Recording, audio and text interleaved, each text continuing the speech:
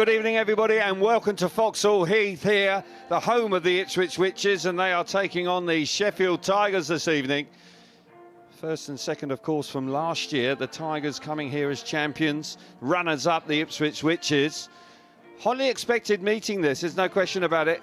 Got to say that the Ipswich Witches have had an injury crisis of late, and they are up against it. They got beaten for the first time last week against the Leicester Lions. Sheffield Tigers in town, of course, don't always hit the ground running here, but there's no doubt with the injuries, there's no doubt that they will be looking for a victory here this evening.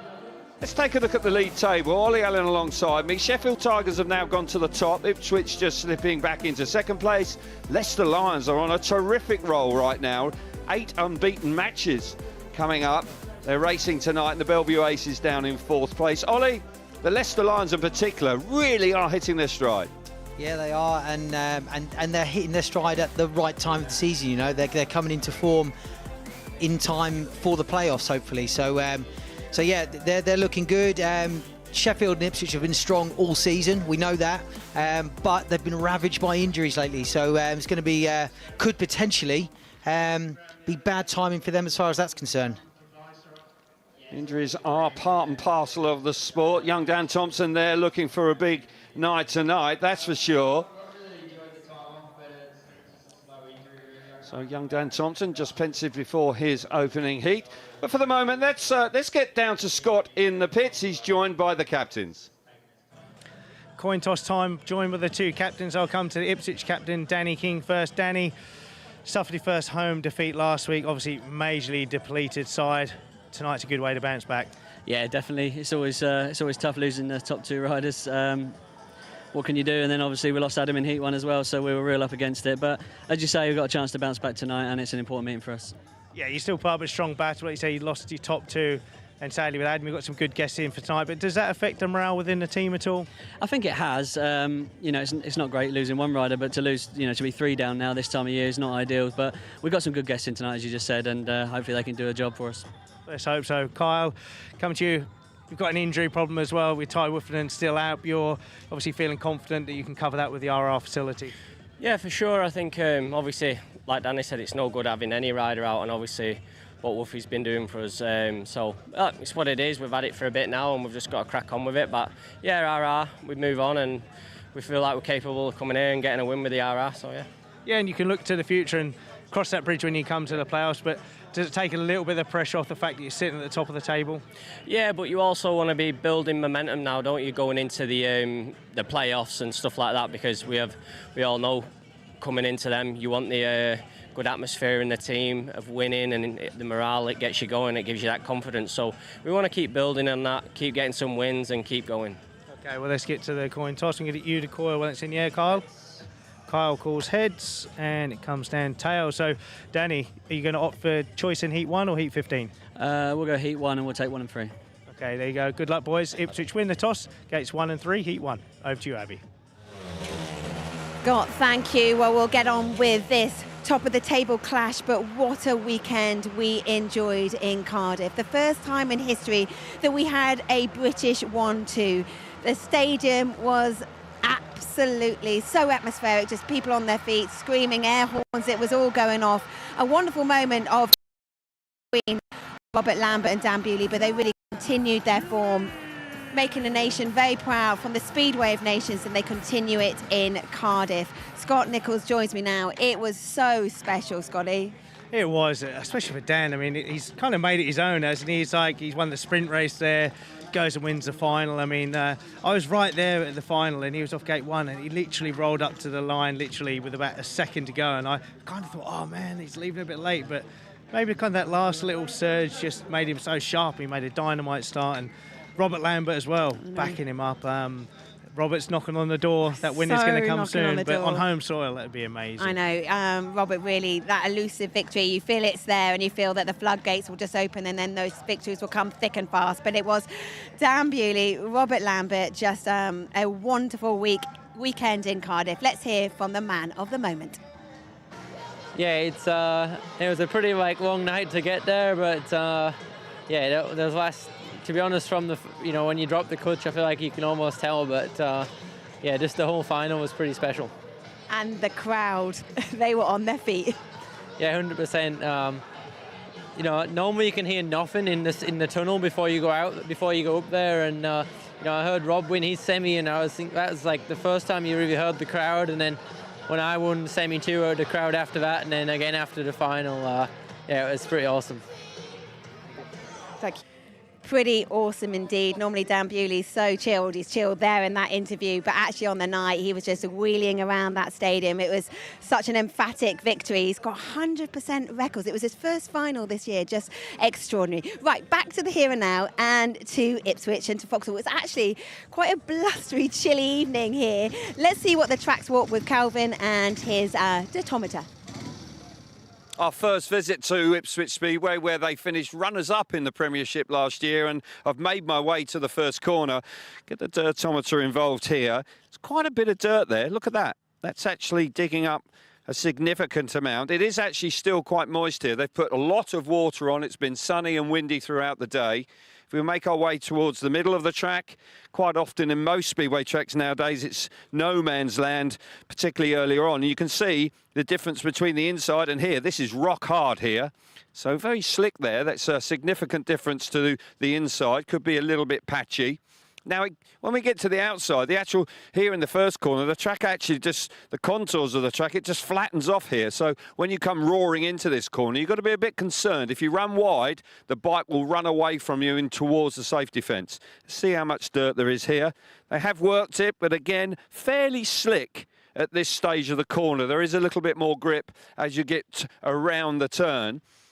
And riders will then get a bit of a slingshot off the corner, but you can't go too wide because the track does run away from you, and you really will have to bear that in mind. Looking back at the start line, they have ripped that up, but fundamentally this track is actually quite firm, and I'm fully expecting before Heat 1 we will get a little bit more water on the track. Ipswich are decimated with injuries. They are up against it. They are really fighting for their lives right now. The champions are in town. Of course, the Sheffield Tigers looking to pick up all important points for the playoffs. So it will be a hotly contested meeting, but I get the feeling Sheffield could just be the favourites. We are very much looking forward to it. Calv, thank you. Well, let's meet tonight's teams. Joining Calv in the commentary box is Ollie Allen. Yeah, thank you very much, Abby. Big night ahead, as always, on a Monday night for Eurosport. Young Luke Harrison coming in for a last-minute replacement for Dan Gilks, and he's got an eye infection, and he can't be here tonight. So Luke Harrison, who rides for Scunthorpe in the Championship, has taken the call, and he's here. Jason Edwards is riding at number 6, a rider that is certainly getting plenty of experience, going along pretty nicely, and can be a very useful performer down at reserve. Now, he's my man to watch, Josh Pickering. Never knows when he's beaten. This sort of track, I'm sure he'll be really trying his heart out. And Josh should be in for a good night. Always got a smile on his face. Chris Holder, great to see him back in British Speedway. He's doing a sterling job for the Sheffield Tigers this season. Seems to be really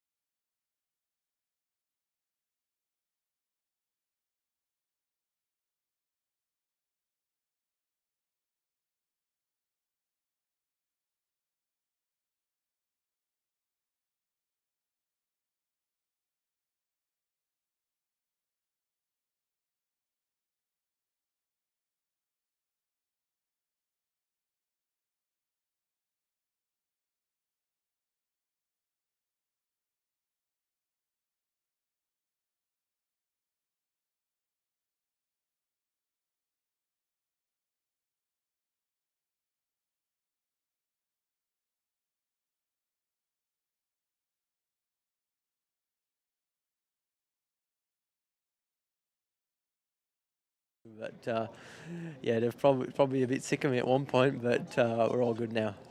4 wins from 4 finals, 2 sprint wins from 2 sprint races, and now we go to Wrocław, your home Grand Prix, and somewhere you've won. Yeah, 2 years ago I won Cardiff and then Wrocław, so if we could repeat that, it'd be good, obviously. But yeah, I just want to be, up there, in the fight, kind of more consistently, and get to the semis and go from there. Well done again at the weekend. It was brilliant. Thank you. Appreciate that, mate. Thank you.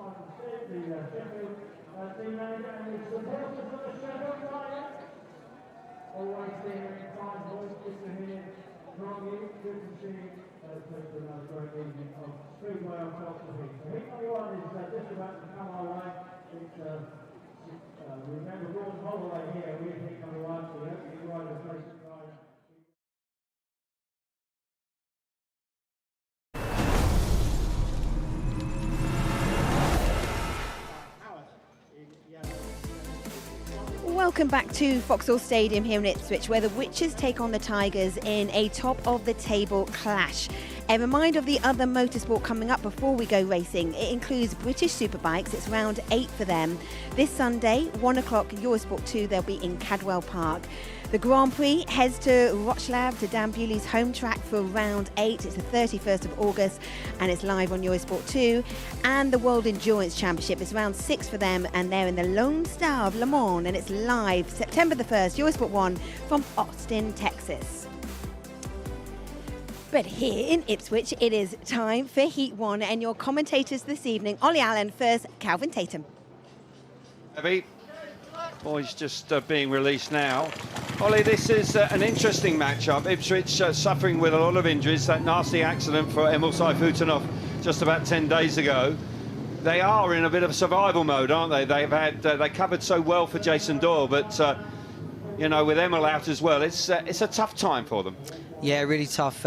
Not only is it tough trying to replace those points, but it's the team morale would have taken a massive hit. They were looking really strong, looking towards the playoffs, and riders of that calibre are just so hard to replace.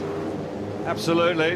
I do know that they are keen to do well tonight, and the availability of Dan Bewley is handy indeed. And with Dan in such fine form, they'll be looking to him to do the business here this evening for them. He is the rider replacement rider. There he comes now. What a night it was for him. What a weekend. He won the sprint race as well. Really is quite a master of winning those finals. And will he be able to put his best foot forward here this evening? The Ipswich Witches and Richie Hawkins and Chris Louis will be hoping so, but they're going to have to work as a team. There's no doubt about that. Rider replacement, of course, also for Ty Woofenden, who's still on the sidelines with that nasty elbow injury. So he's keen to come back, but he's a little frustrated because the injury is not healing quite as quickly as he would have liked. Heat number 1 then. Carl Howarth will go from the inside. Sorry, that isn't quite right, actually. It's Troy Batchelor that is on the inside in the blue helmet colour. Gate number 2 in yellow is Carl Howarth. Gate number 3 in red is Dan Bewley, and off the outside is Jack Holder. 1 and 3 for the Ipswich Witches, 2 and 4 for the Sheffield Tigers. Here we see it now. We got it right. Good stuff. Troy Batchelor on the inside. Carl Howarth alongside him. Dan Bewley, gate number 3, and Jack Holder goes from the outside in heat number 1 here at Foxhall Heath. Premiership Speedway, Monday night. Here we go. Brilliant start initially from Troy Batchelor. Around the outside comes Bewley. Fabulous stuff from the Witches early doors. Here comes Holder coming through into 3rd place. Gates 1 and 3 working a treat there in this opening race. Bewley's away out in front. Troy Batchelor nicely there in 2nd place, hanging on. Yeah, great start from the Ipswich boys. Fantastic start from Troy Batchelor in particular. He got into the first bend, looked over his shoulder, allowed Dan Bewley to ride around him, and now Dan Bewley clearing off into the lead. Distance. There we go. Down the back straight, looking good. Bewley, full of confidence. Just winding it on. Troy Batchelor having to hang on here because here comes Jack Holder. Jack Holder forcing his way up now into 2nd place. Batchelor's gone wide. Can he respond down the back straight? Not quite. Little bit of damage limitation here for the Sheffield Tigers, but Bewley wins at a canter. There goes Jack Holder, who got away poorly, but managed to battle his way through into 2nd place. And Carl Howarth at the back there. Batchelor did look a little uncomfortable there. I thought for 2 or 3 laps he would be okay. Simon Stead, the Sheffield manager here, looking for league points, but it is a heat advantage for the Sheffield Tigers in heat number 1. Bewley out in front, lovely ride from him, 3 points. Jack Holder coming through into 2nd place, 2 points for him, 1 point for Troy Batchelor, and Carl Howarth missing out in heat number 1. Ollie, a smashing start for the Ipswich Witches. Yeah, just what they wanted really. Is great start from Troy from gate 1 and Dan as well from gate 3. He's there with him. The two ride together around the first bend. Clever first bend from Troy Batchelor, showed his experience there. Jack Holder quickly makes his way into 3rd place and sets out after Troy Batchelor. And like you said, Troy did look a little bit uncomfortable entering the turns. Probably maybe entering the corners a little bit tight, and it allowed him to sort of be vulnerable on the exit of the corners. You can see Jack there. He's immediately onto the back of Batchelor, and here he is. This is going into the last lap when Jack dives up the inside of Troy, and you can sort of see from the body language there that Jack he's attacking that track a little bit more than Troy. Troy looks a little bit tentative going into the corners, but great win for Dan Bewley. Yep, silky stuff out in front for Dan Bewley. A strong ride from Jack Holder there. The 2 Grand Prix stars coming through there in heat number 1. Heat number 2 now, points just as valuable. These boys can take up to 7 rides. You get a young reserve flying, can have a huge impact on the outcome of a meeting. And Keenan Rue and Jordan Jenkins for the home team here. They'll be looking to try and get push on after the momentum of the heat advantage in heat number 1. There's no doubt about that. Jason Edwards and Luke Harrison, who I don't know too much about. He rides in the championship. He's a real youngster and took the call very late on, but fair play to him. He's here and wants to grab the opportunity with both hands, representing the champions of Foxhall Heath tonight. Not easy, that, is it? No, it's always tricky when you get that last-minute call, and it's his first year in senior speedway, so he's got to take this with both hands and use it as experience and gain what he can from it. Absolutely right. So the riders just getting themselves up to the tapes for heat number 2. Line up for you is Jason Edwards from the inside in the white helmet colour. Keenan Rue out of gate number 2 in red. Luke Harrison, big moment for him, coming out of gate number 3 in yellow. Jordan Jenkins off the outside in blue. Gates 1 and 3 working a treat in the opening race. Can Sheffield now utilise that here in heat number 2? You would think they would have to, really, because Keenan Rue and Jordan Jenkins are handy performers. Yeah, they are. They're on paper certainly the stronger reserve duo here. Yeah, I have to agree. Keenan Rue in particular is a rider that can, on his night, beat anybody around here. So Jason Doyle in attendance. Good to see him about. Saw him at the weekend down in Cardiff as well. Says he's well on the way, but won't ride this season again. Fancies a bit of practice and a bit of racing in Australia in the winter time to come back fully fit next year. Here we go. What a start on the inside that is. Fantastic start there from Jason Edwards. He hits the front, but round the outside. Keenan Rue firing himself to the front. Smashing move from him. We've got Jordan Jenkins. Luke Harrison has come a perler. He's hit the deck. The red lights have not come on yet, but I think they may have to. They have now.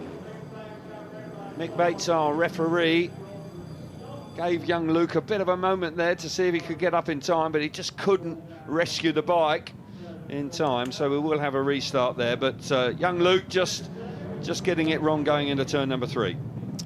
Yeah, he did. I didn't actually see what happened there, but hopefully we'll see it again now. We see Jason Edwards makes a great start from gate 1, and then Jordan Jenkins creeps around the outside of him on the first corner. And at the back, you might see young Luke Harrison in a minute get it all wrong, and there you go. You see him sort of spin round in the middle of the corner. I don't know whether he maybe picked up a little bit of drive going in. Here we are. If we watch Luke at the back in the yellow helmet, he comes in. Yeah, he picks up coming into the corner. I think maybe he thought he might hit Keenan, so locked up and maybe overturned it. So unfortunate start for young Luke Harrison there. Yeah, apologies to Jordan Jenkins. I called him Keenan Rue there, but good to see young Luke Harrison up and about. But as you rightly described there, Ollie, just got it wrong going in. Bit of dirt on the inside, straightened him up. Just needed to be a little bit more confident, I think, and attack the corner just a little bit more. He is excluded as a consequence of that. Whether he'll go off 15 metres or not, I'm sure Simon Stead is probably having a chat with him about that.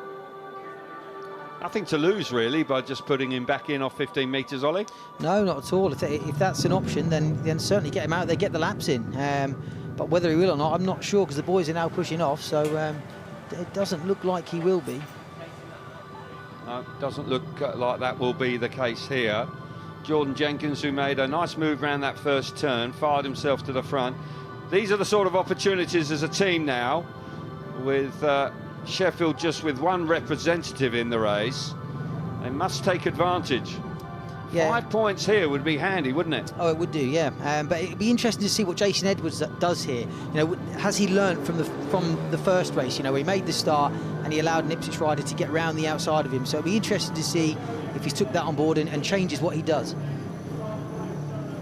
Second time of asking then for heat number 2. Jason Edwards off the inside in white. Keenan Rowe, gate number 2 in red. Nobody coming out of gate number 3. Luke Harrison is excluded. And off the outside is Jordan Jenkins. Smashing first corner from Jordan first time. Simon Stead.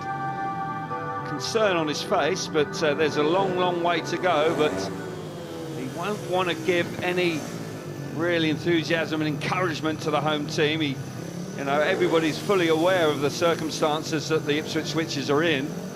Losing your 2 top men, never easy at any stage of the meeting, but let alone this late on. Here we go then. Tapes up. We're into the first turn. This time, Keenan Rowe has hit the front.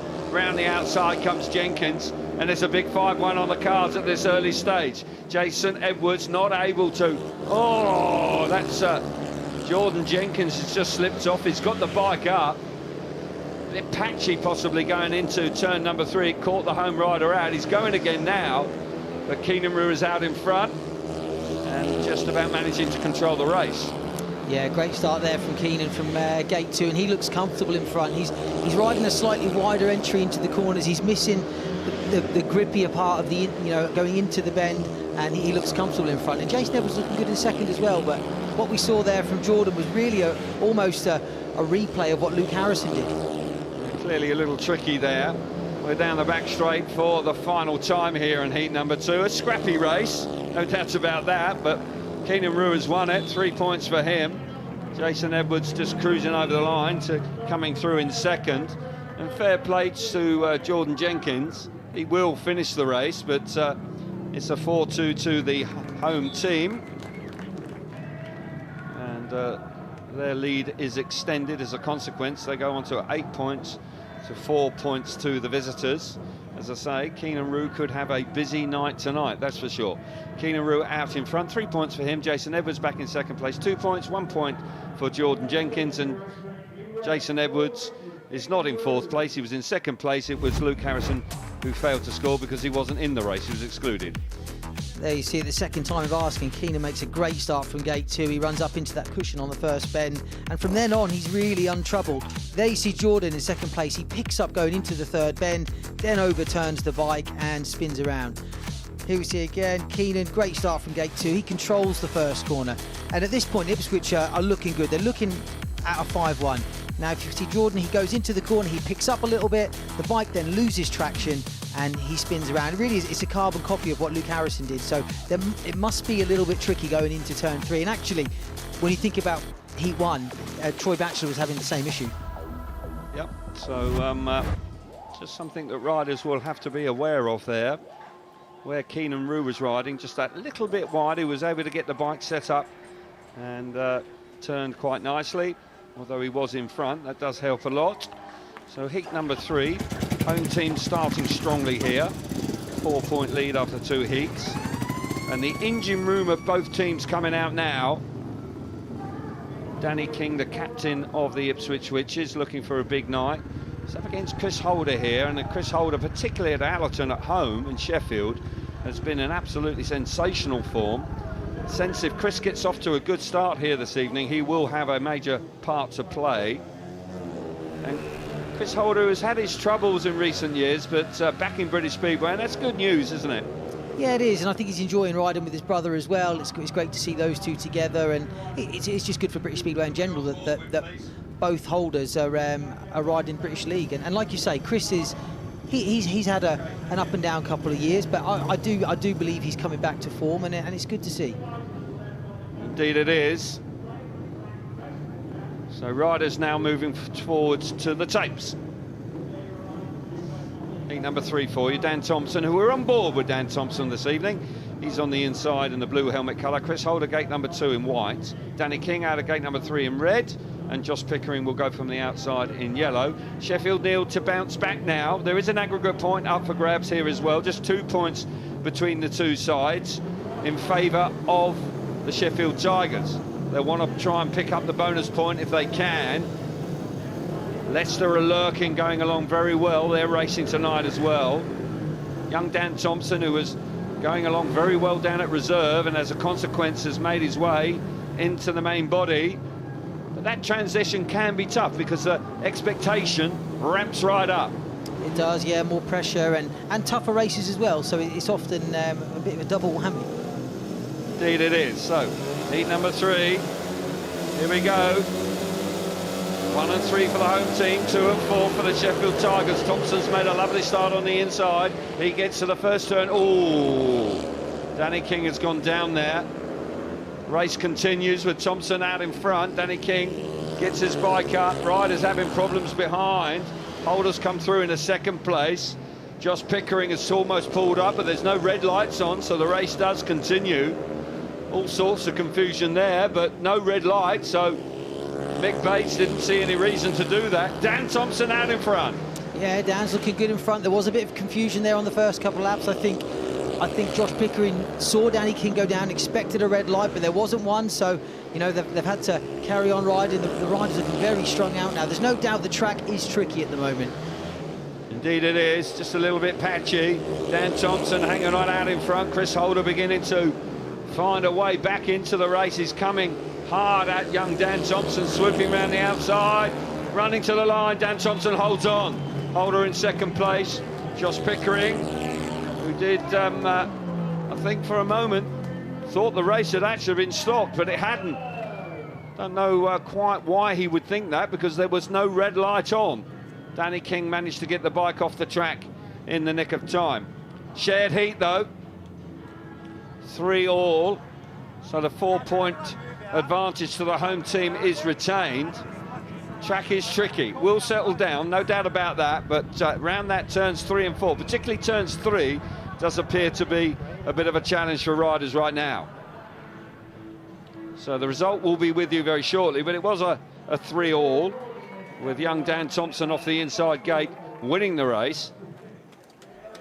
And Chris Holder back in second and Josh Pickering third, but we'll take a look at the replays first. Yeah, there you see Dan Thompson makes a good start from gate 1. Danny King's the rider to watch here in red. He picks up going in, then loses traction again and spins round. So very similar to the same crashes we've seen earlier tonight. Here we see again Dan from gate 1, great start. Danny in red in gate 3, picks up going in, then loses traction and down he goes.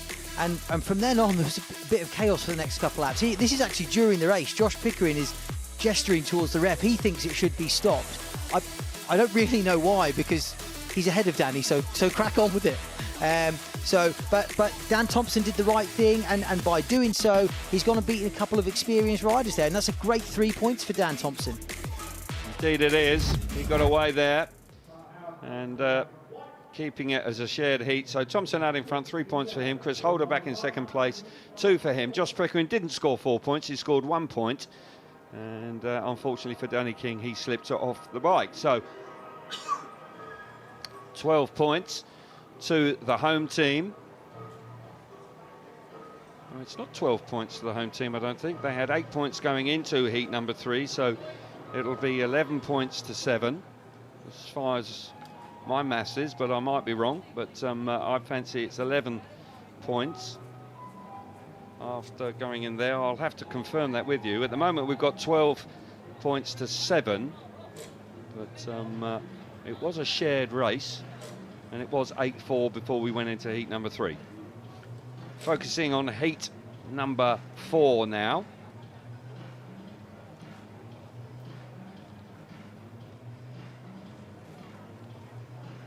So we have a slight pause here. Josh Pickering may have an argument, I'm hearing, that he thought that he saw a red flag raised on that opening lap. So there may be an argument for Sheffield here, but not sure what will be the outcome of that. Conversations will be going on with Mick Bates now, as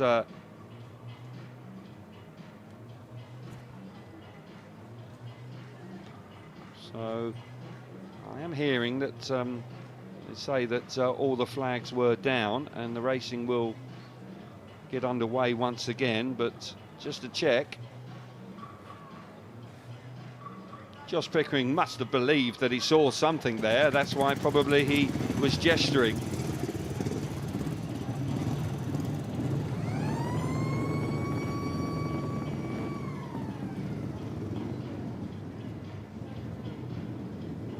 So we're on with the racing again. We've got rider replacement in operation for Sheffield here this evening, and Carl Howarth will take the rider replacement ride here in heat number 4. Dan Bewley is out for his first programme ride. He was rider replacement in heat number 1. And we have a change at reserve as well, where Jason Edwards will come in for Luke Harrison. So the lineup, we'll bring the lineup to you now. Heat number 4. On the inside is Jordan Jenkins in blue. Alongside him is Jason Edwards. Now that's a tactical substitute, and that is for Luke Harrison. Gate number 3 in red is Dan Bewley, and Carl Howarth will come out of gate number 4, and that is a rider replacement ride, and which he is replacing Ty Wooforden here in heat number 4. So my maths, it's 11 points to 7. Simon Stead looking on keenly, 3 races down. It's been a bit scruffy, been a bit stop-start. Let's hope that the racing does improve a bit.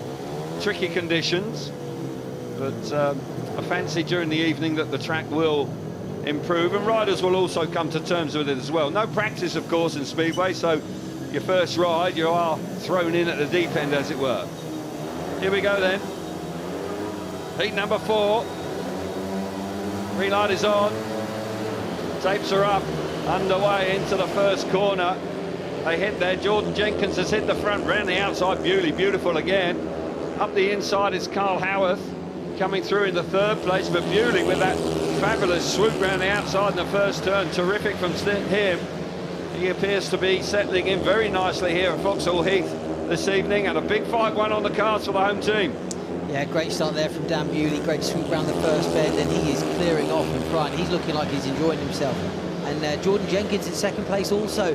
Good ride for him, and a 5-1 for the homeboys here is will put them in a commanding lead. But the Sheffield boys, they're struggling with the track at the moment, it's fair to say. Dan Bewley out in front, looking every bit a Grand Prix winner. Absolutely right. Bewley doing the business here for the Ipswich Witches. And racing is strung out, but Dan Bewley, 2 rides and 2 wins in the first 2 races. What a guess that is. They've got him at the right time, haven't they? And the Ipswich Witches, who were very concerned about this meeting up against the champions, have really got off to a flying start here. They pretty much dominated the first 4 races.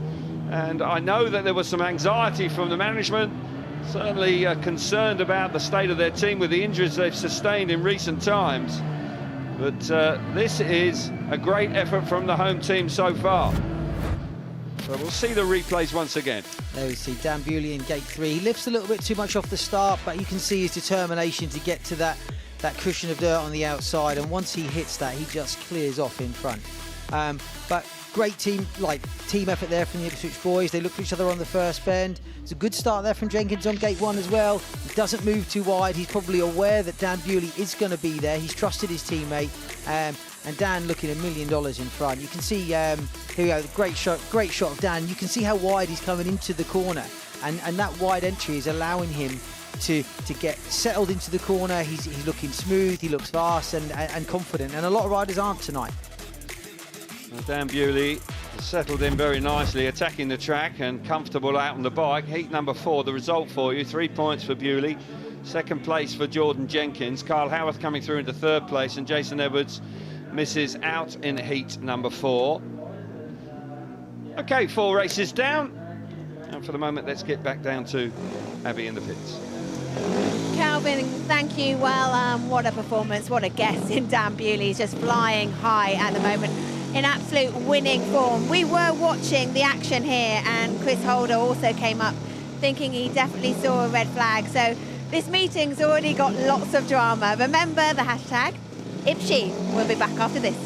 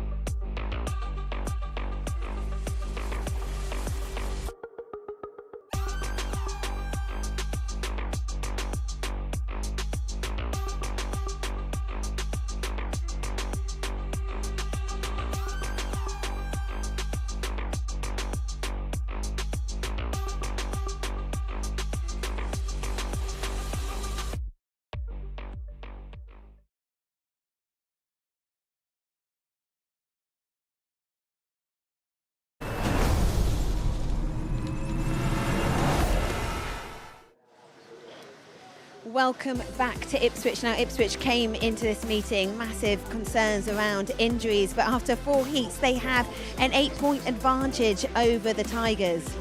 They have obviously got an extraordinary guest in Dan Bewley, but the track is catching people out. Scotty, what have you got for us? Yeah, thanks, Abby. I'm Dan. Entering turn 3 and 4, that caught a couple of the boys out early doors, especially the reserves entering the turn here. There'll be some footage coming up for you to see where just entering the turn, they're coming into the turn, a little bit narrow. And it's really, I spoke to a few of the boys, I said it's really quite kind of a little bit deep and loose on the inside. As they enter the turn, it fires them into the turn, and then they're kind of hitting the slick bit, and then they're spinning round, which is causing the problem. So it happened a couple of times. Hopefully we're down here now. It's obviously later in the race, but there's this dark patch coming into the corner right here now, and if the cameraman then spins round, the track rakers have pulled it down, but there's that light shady bit, which that's slick. So what's happening, the boys are hitting this grippy bit coming in, they're hitting that light shady bit which is slicker and spinning round. If they're a little bit braver and come into the turn a little bit wider, kind of pretty much about where I'm standing now, they'll miss all this loose stuff, get a smooth line, they'll be on the dirt line, and they'll hit the dirt. Oh, Kelv, you got a little thought on it? I have actually, Scott, because clearly it is patchy down there. What can a rider do to counteract it? Because clearly Dan Bewley's got no problem. Admittedly, he's been in front. But if you're tucked down low there going into turn 3 and you've got to go through it, what can you do as a rider to make sure that you don't spin off?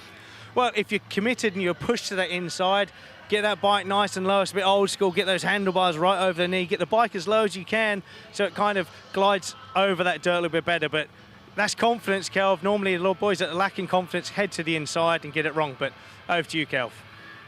Cheers, Scotty. Yep. We saw that actually by Jack Holder, actually, where he came underneath a rider coming into Troy Batcher earlier on tonight. And when you saw the replays of that, you saw how low he had the bike. And that is something that you have to do when it's really grippy when you're going into the turn. Yeah, absolutely you do. And that's something that some young riders, they don't learn that now. There aren't many tricky tracks about. There isn't, I don't know, I think the way that the modern day speedway bike is ridden doesn't teach riders those skills. And I think that's one of the best things about riding in British speedway, certainly for Europeans, to come here and learn to ride these tracks in those conditions. Here. I get that entirely. So we've had 4 races. It's been unpredictable tonight, and I think that's maybe an understatement, but nonetheless, the scoreline is very favourable to the home team. Line up for heat number 5. Carl Howarth will go from the inside gate with the yellow helmet colour on. Danny King hoping to get round the first corner this time. He's coming out of gate number 2 in red. Jack Holder, gate number 3 in white, and off the outside in blue is Dan Thompson, who won first time out. Sheffield Tigers need to get going, need to settle down. Bit of controversy over Josh Pickering. Fancied he saw a red flag. That was sort of just poo-pooed, and that was put to one side. But the Tigers came here full of confidence, fancying their chances, Ollie.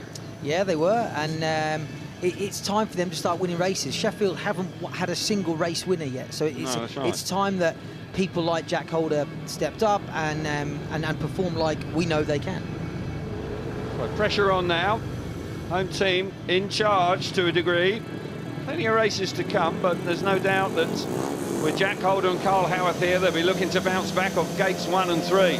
Green light comes on, and away we go into the first turn. It's tight. Danny King made a great effort there out of gate number 2, roars up the banking, round the outside as well. Terrific stuff there from Dan Thompson, but he's gone back to 3rd place now, and that's all change coming out of turn number 4 with Carl Howarth coming through, and Jack Holder as well, with Dan Thompson going to the back. Yeah, great start from the Ipswich boys there, and it looked like disaster again for Sheffield. Carl Howarth forced his way up the inside of Thompson. That allowed Jack Holder to get through as well, and the race now settling into a 3-3. Both Sheffield boys are looking better, but Danny King looking comfortable in front after his first race form. Yeah, total commitment from Danny King going into turn number 1 away from the tapes. Gate 2 hasn't worked that well tonight, but he's made the best of it. Clearly frustrated after hitting the deck first time out.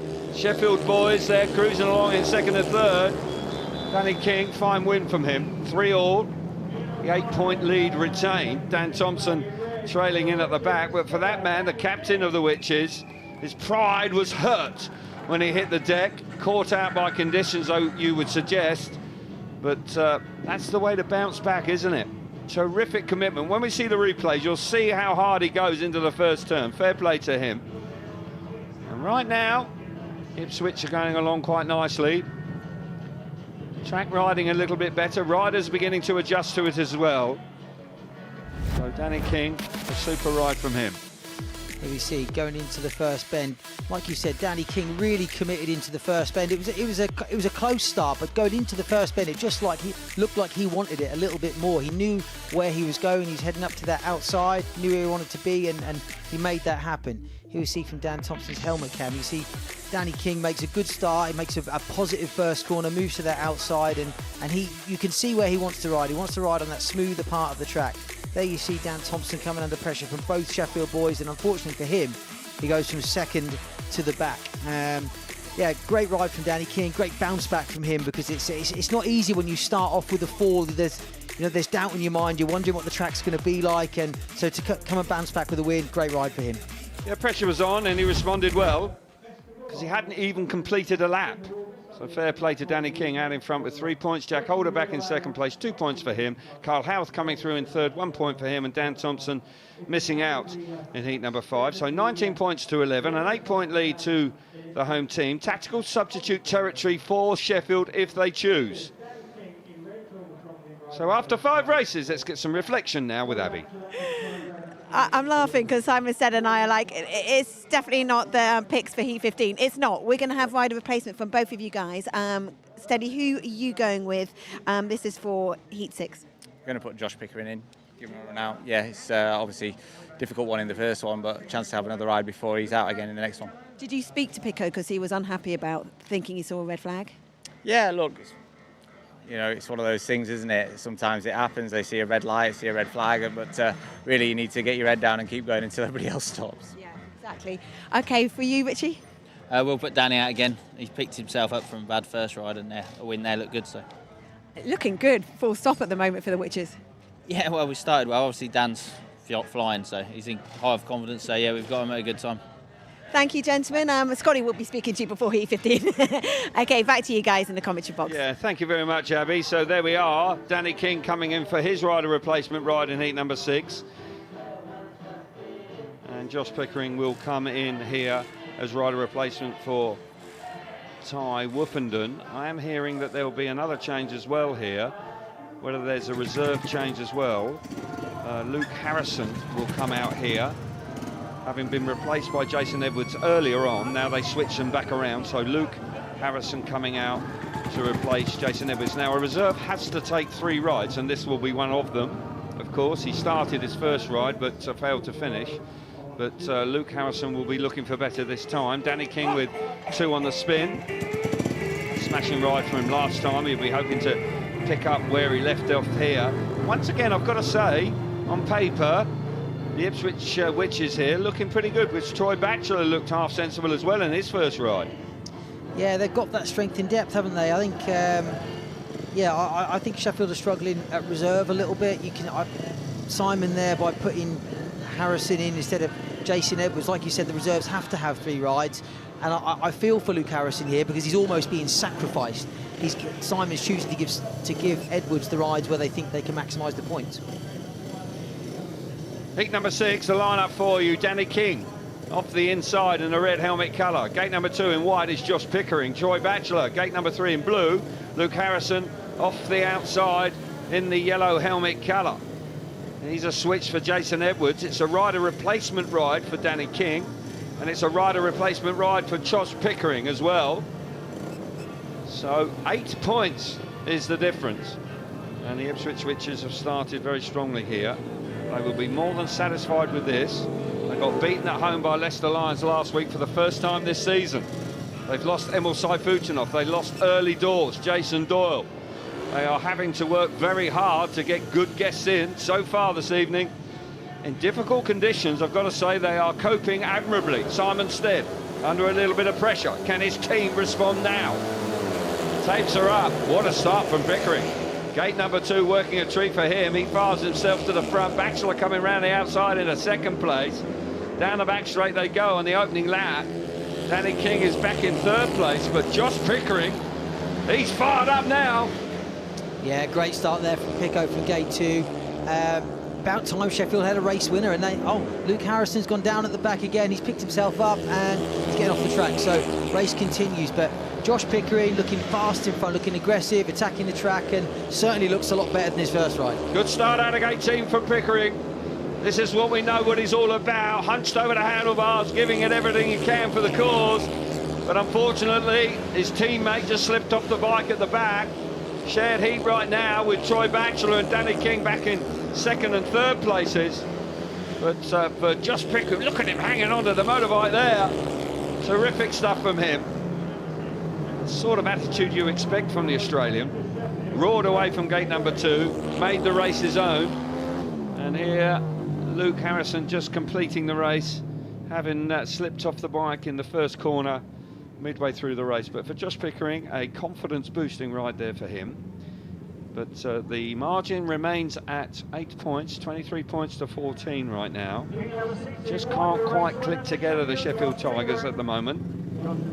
It's a bit of a tough night for him. Heat number 6, the result. Pickering out in front, 3 points for him. Troy Batchelor back in second place, 2 points. Danny King, 1 point in third, and Luke Harrison failing to score. So yeah, as I say, nice position for the home team to be in, commanding the meeting, but things can still change. The Sheffield Tigers are going to have to really dig in tonight. Yeah, there you see a lightning start from Josh Pickering from gate 2. He really makes that first bend his own, and he looked back to his normal self there, you know, aggressive and not always pretty, but gets the job done. And here we see again from gate 2, he makes a start. The key thing there is getting over Danny King, and once he's done that, he can command the first corner. After that, he looked comfortable in front. He looked aggressive. He looked fast. A typical Josh Pickering ride. Here we see Luke Harrison at the back. He enters the corner there, and similar to before, just sort of loses traction in the centre of the corner. And like Scott explained, if you get a lot of traction going in and then you hit a slick part of the track, the bike can let go. But there's Josh Pickering again, looking fast and aggressive out in front, as per usual for Pickering. Indeed it is. He'll be much happier about things now after being frustrated after his first ride. Right, let's get some more reaction to the track. It's a hot topic tonight, Scotty, isn't it? It is, Kelvin. The man who's in that hot topic is Josh. Obviously just went and won that race, but not sure what he saw, whether it was a flag or a jacket or maybe the opticians, but he certainly fired back in that one. But down on the inside gates, Ollie called it well. Josh made a brilliant start off gate 2, which is where I am right now. Good bit of material down here, nice and soft. Looks to me like these 2 inside gates are a little bit better, have a little bit more traction.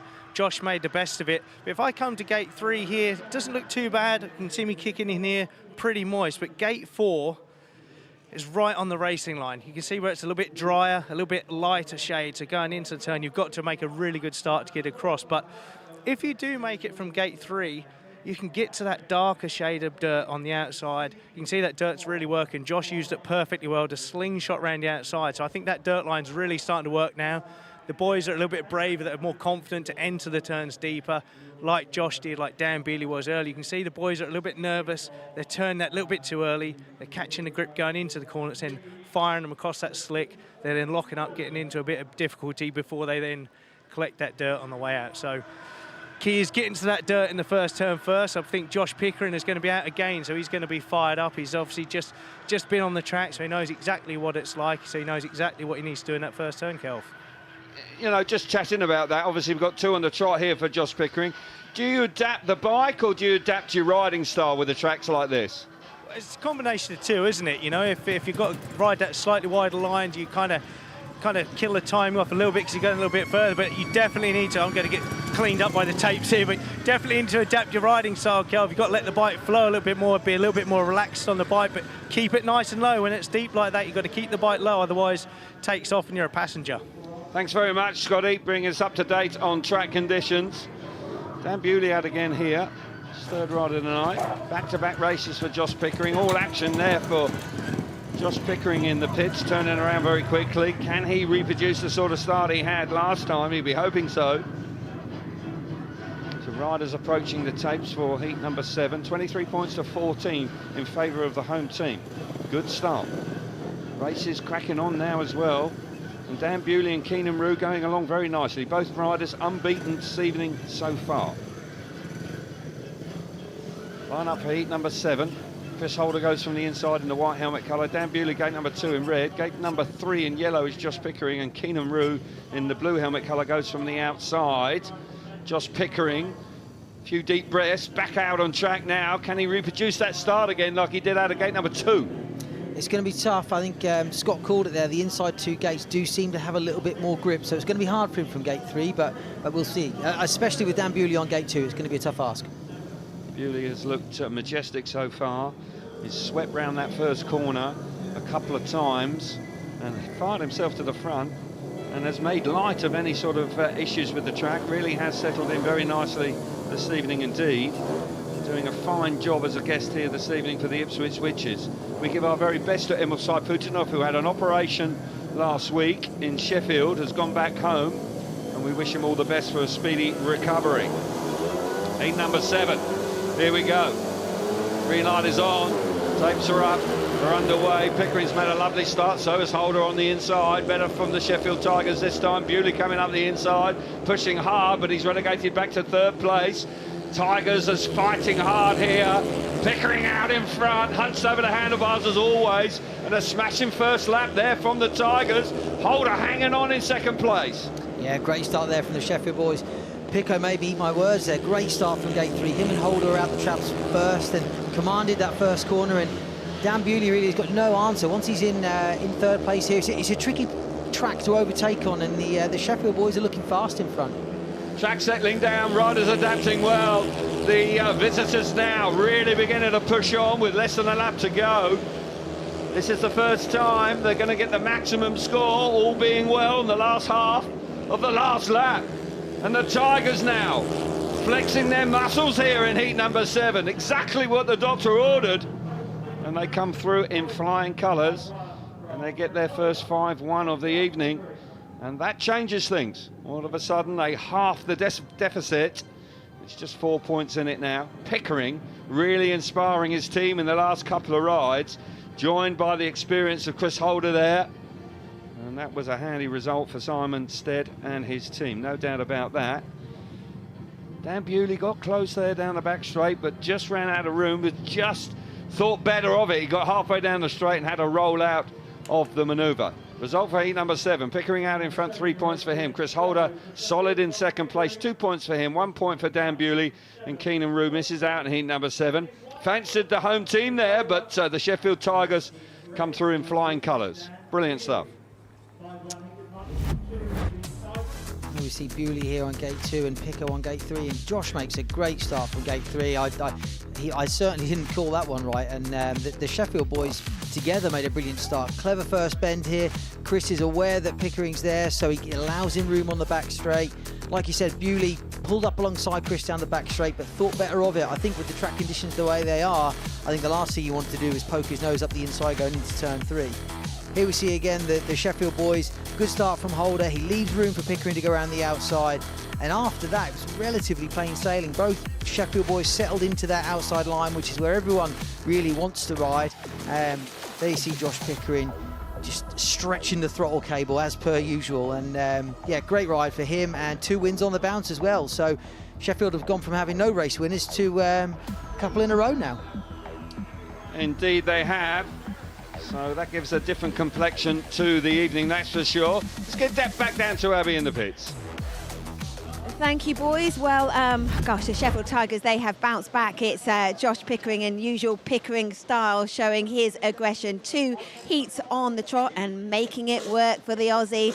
Right, we're going to take a quick break. You are tweeting in your questions. There's some good ones, I can say. There's some good ones.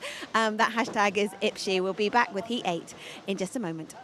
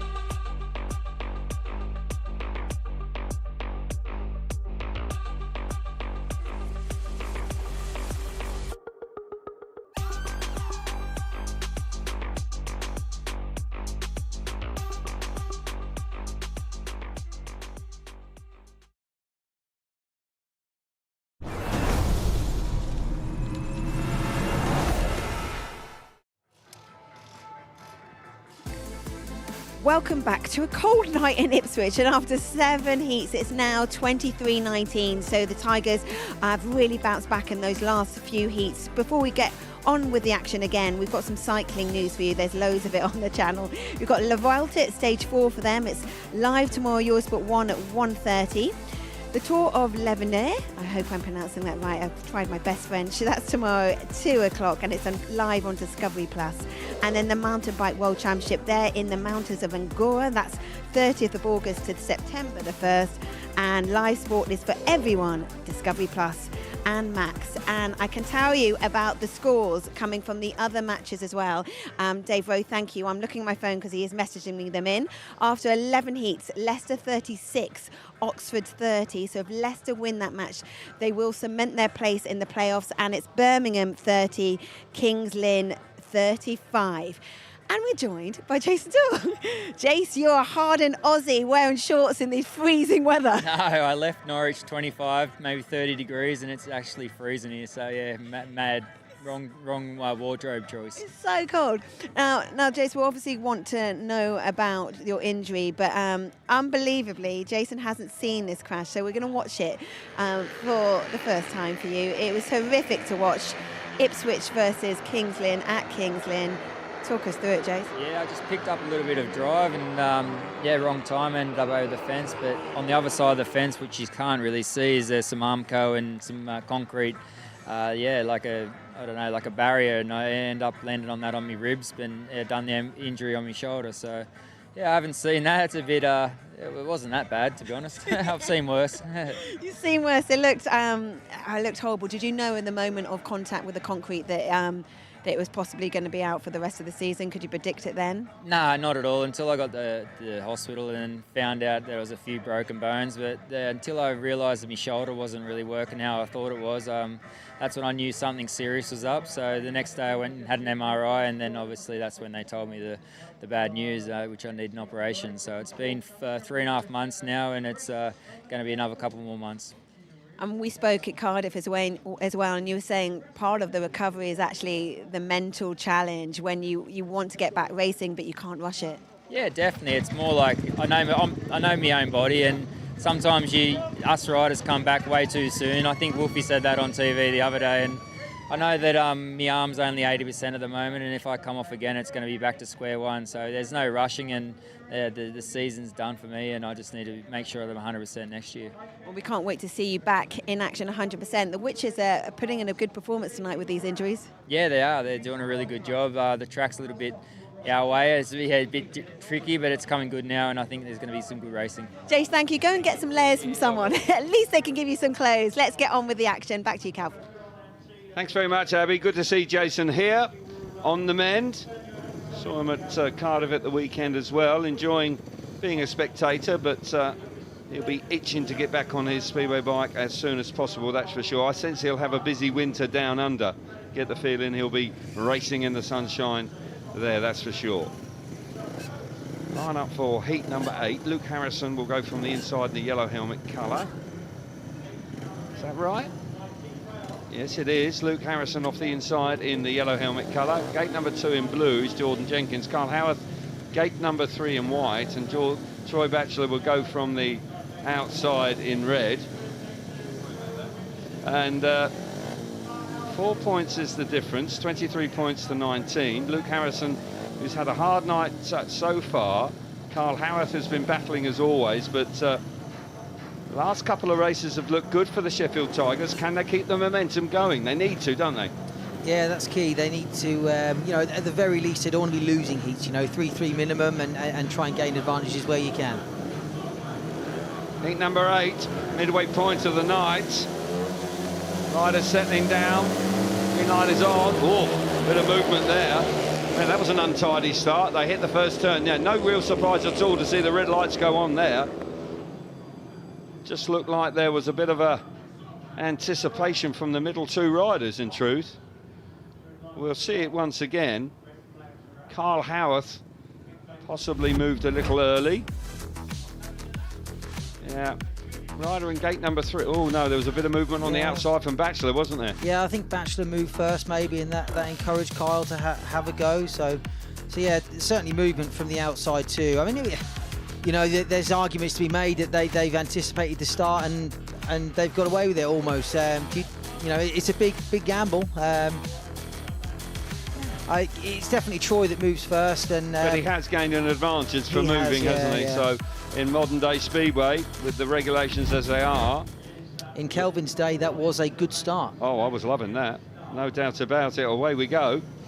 Got it dead right, but these days, unfortunately, you have to be a little bit more disciplined on it, don't you? Yeah. No movement allowed. They're very clear on that. So anticipation or not, you can't do it. You can't. So there'll be warnings here.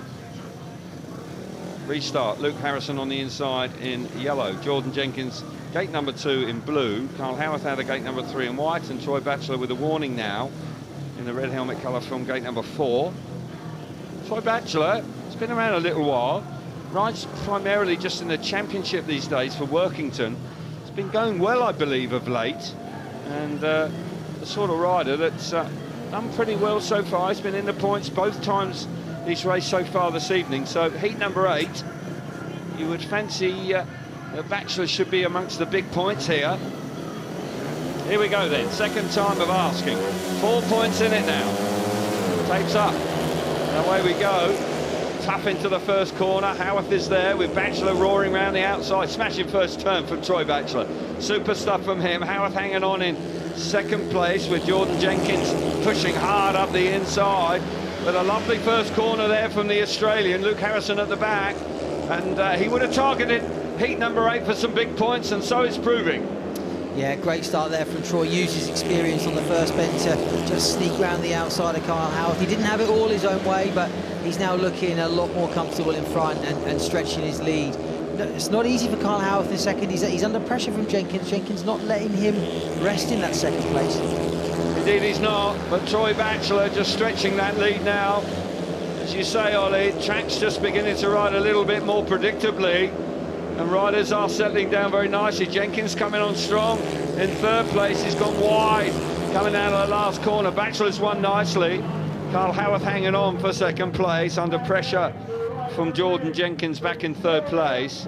But that man showing his experience there with the warning, had to be disciplined on the start, second time of asking in heat number 8, but showed good composure. Great move in the first corner, got his wheels in line early doors.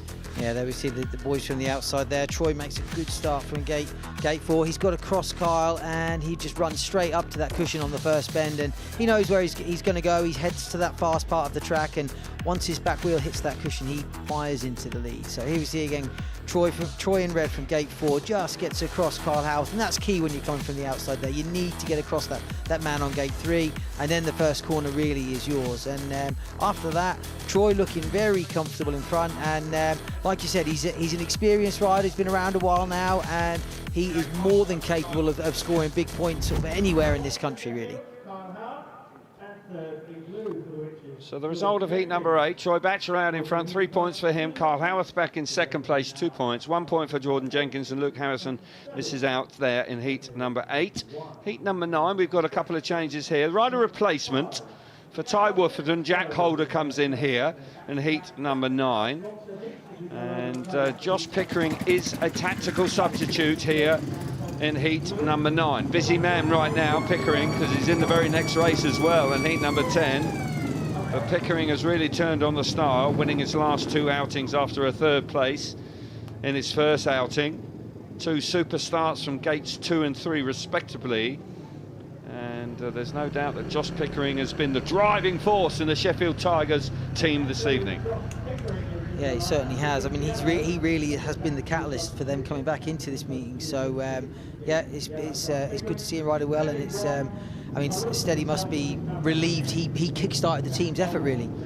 Yeah, absolutely. You're right, the catalyst. But here, can the Tigers bounce back? 6 points margin now.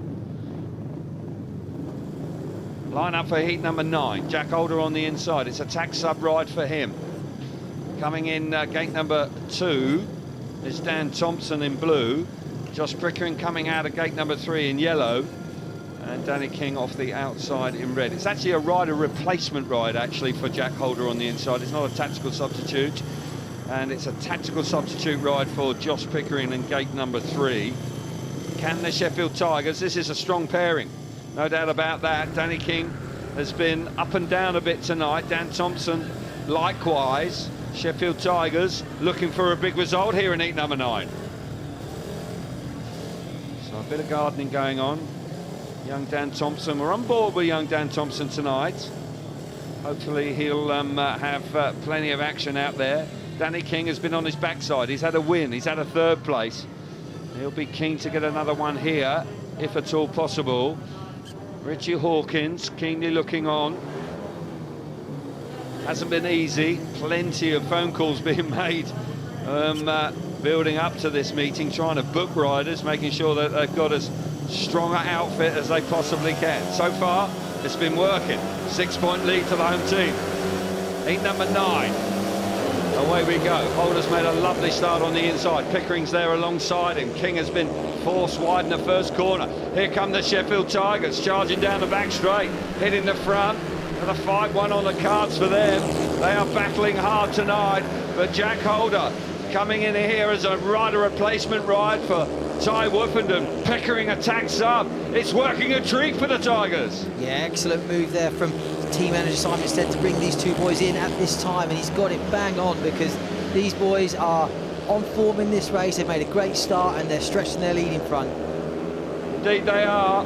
Jack Holder, a little bit tentative initially, but the way out in front is looking good here. Pickering has won his last 2 outings, following through in 2nd place. It's strung out. Danny King can't land a blow here. And all of a sudden, the Sheffield Tigers are going to close right in. And that's an excellent result. Massive 5-1. 2nd 5-1 for the visitors here this evening. Heat number 1. Heat number 9, excuse me, a 5-1. And Jack Holder showing his class there. Sharp away from the tapes. Pickering again doing sterling work out of a gate that you wouldn't really fancy. Gate number 3. Result for you. Jack Holder, 3 points for him, 2 points for Josh Pickering. Danny King back in 3rd place, 1 point, and Dan Thompson misses out there. But all of a sudden, a different complexion on the meeting. It isn't a 10-point lead, 32-22. That is incorrect. Bring you the correct score as soon as I can. But here we see it again here, Ollie. Yeah, Jack Holder from gate 1 makes a really good start. He can see he's clear. He moves out wide on the first bend. Pickering joins him from gate 3, tucks into that 2nd place. And from then on, really, the Sheffield boys are untroubled. Both boys looking comfortable and confident in front. The track has settled down now, and you can see that in the boys' body language. There we see again from the helmet cam. You see the Sheffield boys. They make a great start. They're clearly in front, and Danny King, who's fast round Foxhall, he can't land a blow. He can't get anywhere near the Sheffield boys. So great ride from those, and tactically brilliant move there by Simon Stead. Indeed it is. There's just 2 points in it right now, with the home team on 28 points and 26 points to the Sheffield Tigers, and this is a real contest now. Racing isn't spectacular, but that point score has closed right up. So work to be done now for the home team, and the Sheffield Tigers have really battled back well when you consider they were 8 points down at the early stages of this meeting. Holder looking good out in front there. And a lovely ride from him. Now, we've got a bit of time. Let's get some more information and more reaction with Abby Stevens. Well, I was going to get a word with Simon Stead, but he's just run off because obviously Sheffield making such a comeback. Let me see if I can grab one of the Holder brothers. Jack, can I grab a quick word? Look, it's been a tough night for you guys, but you're coming good. Yeah, I think the track's getting a little bit more raceable. I know everyone complains, that we're always complaining about the track, but, after that first race, I come in and told them that they need to blade that off, and, apparently I was whinging, and then, the Heat 2 crashes and whatnot, but anyway, it's safe now, so, we'll just keep going. Keep going, and you Aussie guys are doing what you do best. George Pickering tonight has just been brilliant. Yeah, I think it's Pickering's cup of tea, this joint. He likes the big dirt berm, and but yeah, it's hopefully we can keep going and push to the end. And especially if Pico feels that he's hard done by, then he just comes out an absolute animal. He knows that we're speaking about him. You can see his pearly whites over there. We'll go and grab a word with his pearly whites. Jack, thanks so much. Back to you guys.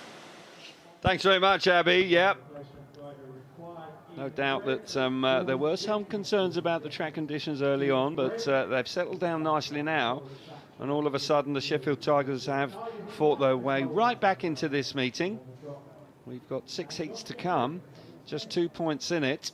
All square on aggregate, of course, just 2 points on aggregate between the two teams coming into tonight. Extra bonus point, of course, if you win on aggregate as well, so that is up for grabs here.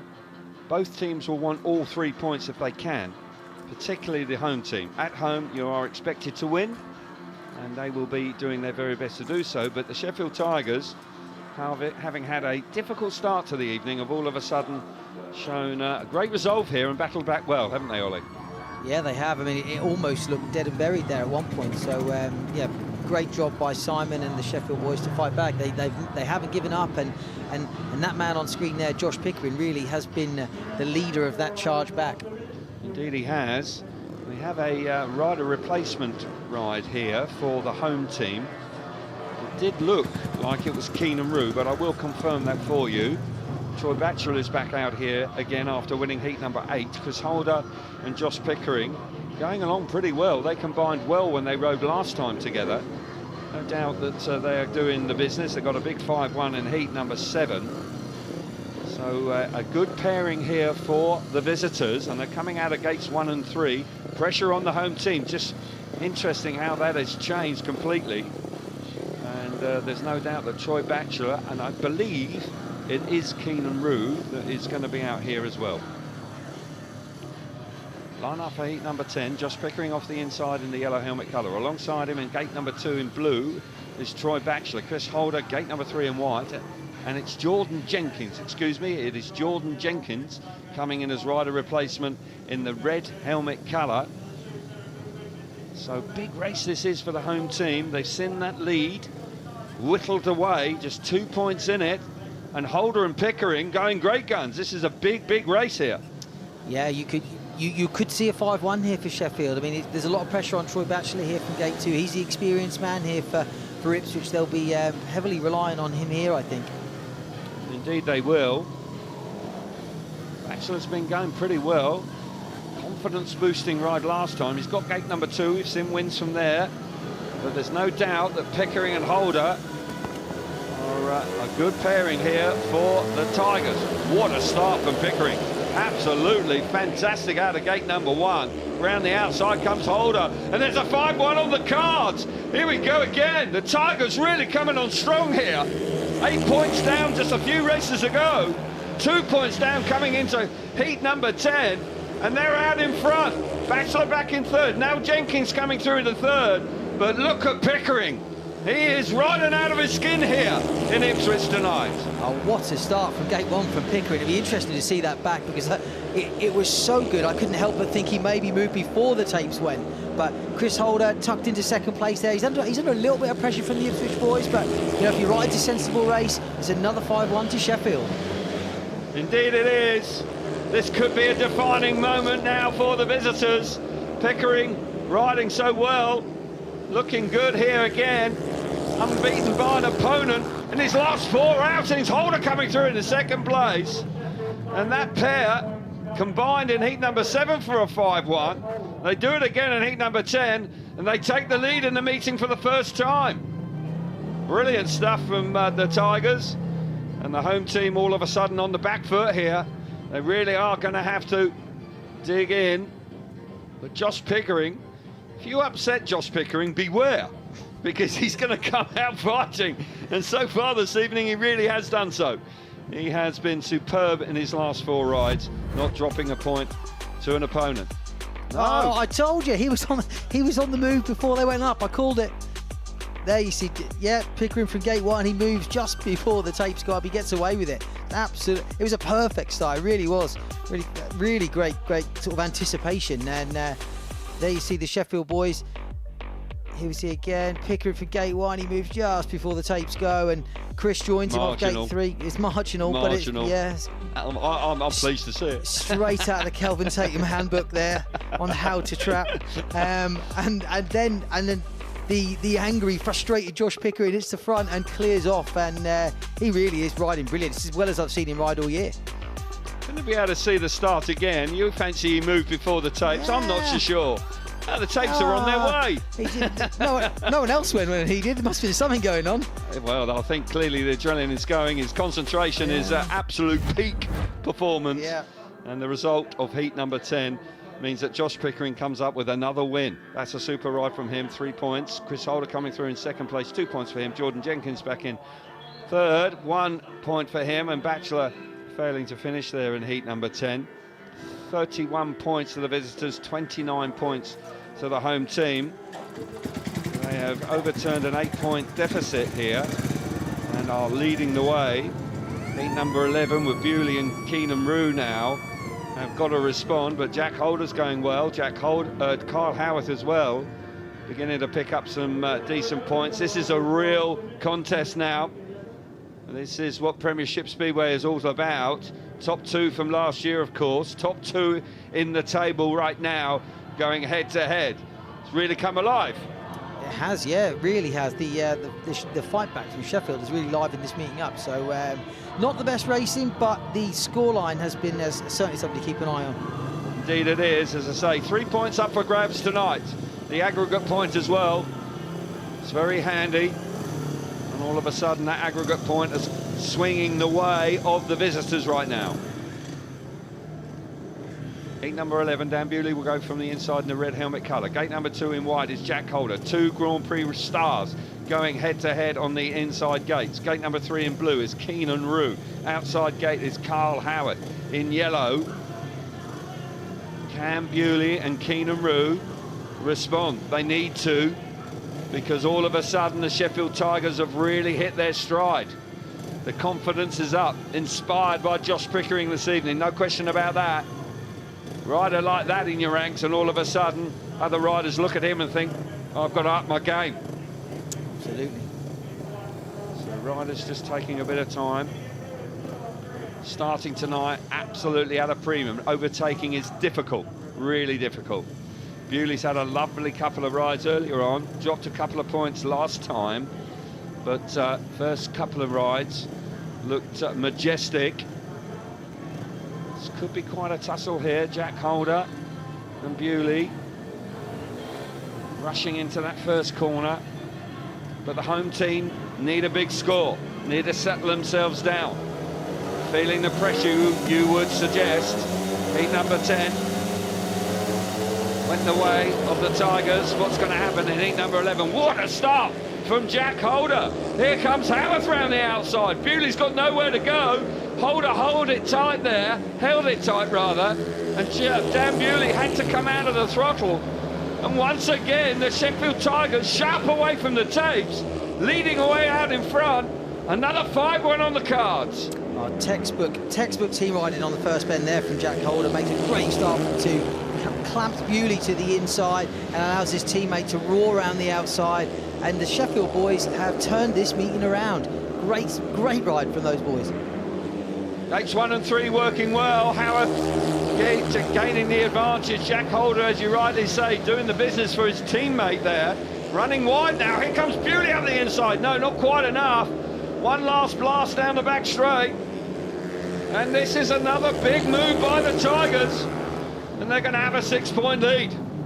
Brilliant stuff. They really have turned on the style here. And the home team got to find a way to get off the start. They started so well. But when the track has improved, the Sheffield Tigers have really found the key to it. And they've had plenty of 5-1s now coming in, last 2 races in particular. Result for you of heat number 11. Carl Howarth with his first heat victory of the evening, 3 points for him. Jack Holder back in second place, 2 points. Dan Bewley back in third on 1, and Keenan Rue failing to score in heat number 11. And this is worrying times now for the home team, Ollie, because the Sheffield Tigers have really got the confidence up. Absolutely, yeah. The key battle there going into the first bend is between the 2 GP boys on the inside. You see, Jack Holder has one thing on his mind when he comes out the start. He needs to stop Dan Bewley on gate 1 and then allow his teammate round. Here we see Jack Holder. He makes a great reaction from gate 2. closes off Dan Bewley's run. You'll now see him turn the bike hard, look for his teammate Kyle on the outside. He allows him round, and from then on, the Sheffield boys look good in front. I mean, Kyle Howarth, he's come alive. He started off slowly, but he's as the track settled down, and he's grown in confidence, and great captain's ride there from Kyle Howarth. But really, the hard work there was done by Jack Holder on the first bend. Great start, intelligent first corner, and that really set the boys up for a 5-1. Indeed it did. Let's get down to Abby in the pits. Steady, you've got to be so proud of your boys. They've turned this meeting around.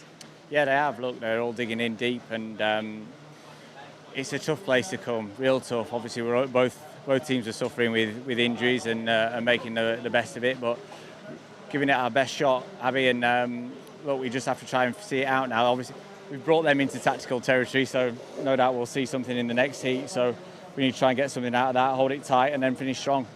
Josh Pickering particularly strong, but there's been some great team riders as well, particularly in that last heat. Yeah, they've got to pull in together. No one man's going to win it tonight. Pull it together and we'll finish strong together. Steady, thank you. That hashtag is Ipshy, who is going to take this. It's been quite a fiery evening, I can tell you that. There's been some words going on in the pits, not least between Josh Pickering and Troy Batchelor. Let's see what the rest of this meeting holds after this.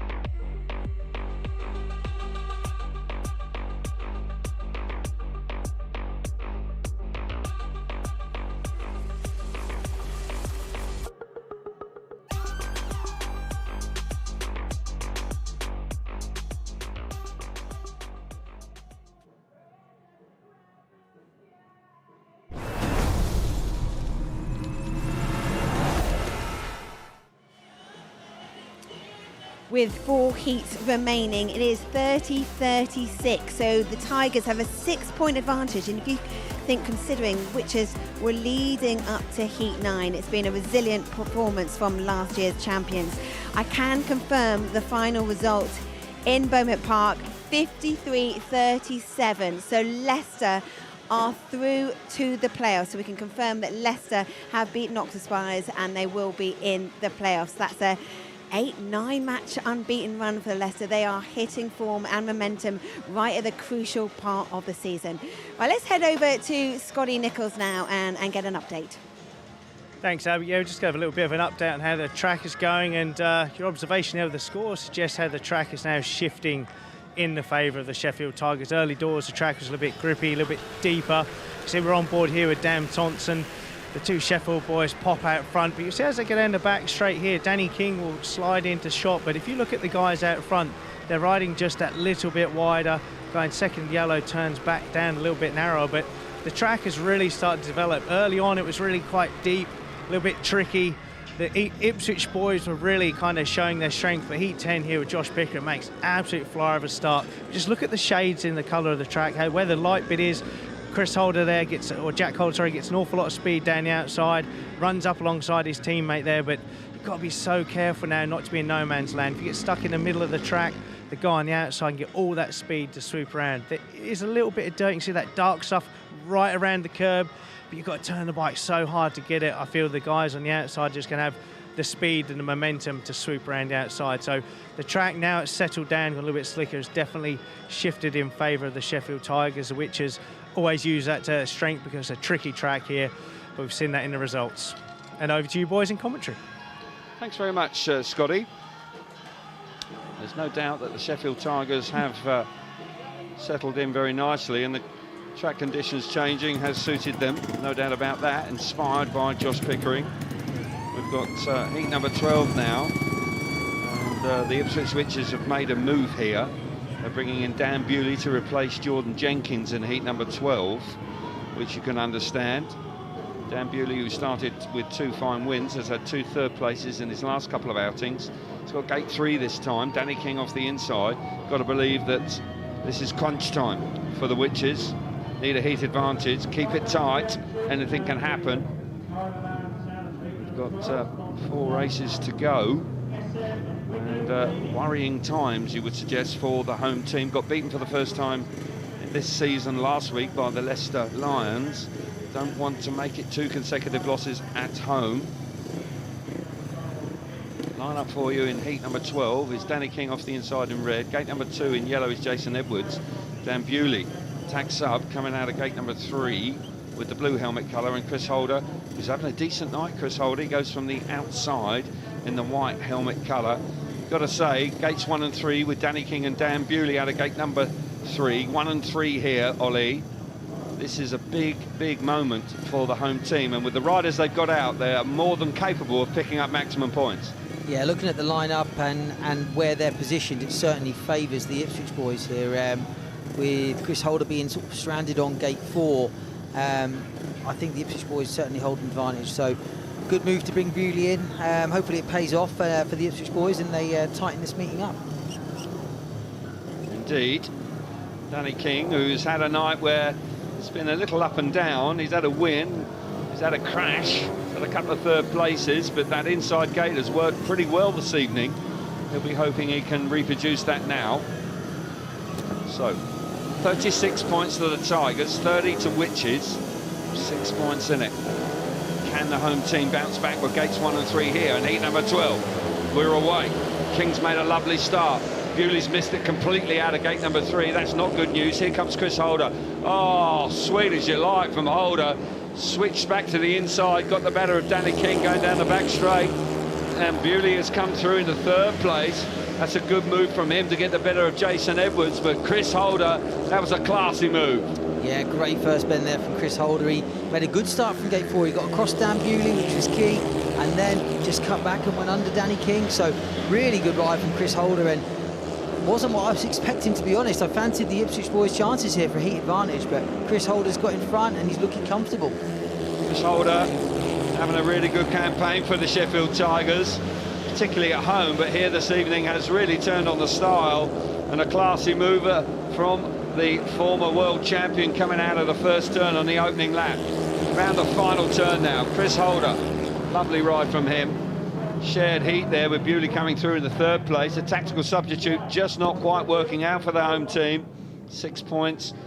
Margin is retained because that man made that move earlier on to get the better of Danny King. And Chris Holder has certainly played his part tonight. There's no doubt about that. He's been in the big points every time he's been out there. That's his first race win, but he's had a couple of paid wins as well. Really playing a team role tonight is Chris Holder. 3 points out in front for Chris Holder. Danny King back in second place, 2 points. Dan Bewley 1 point in third, and Jason Edwards misses out for the Tigers in heat number 12. And all of a sudden, race is beginning to run out here, and the Sheffield Tigers holding firm.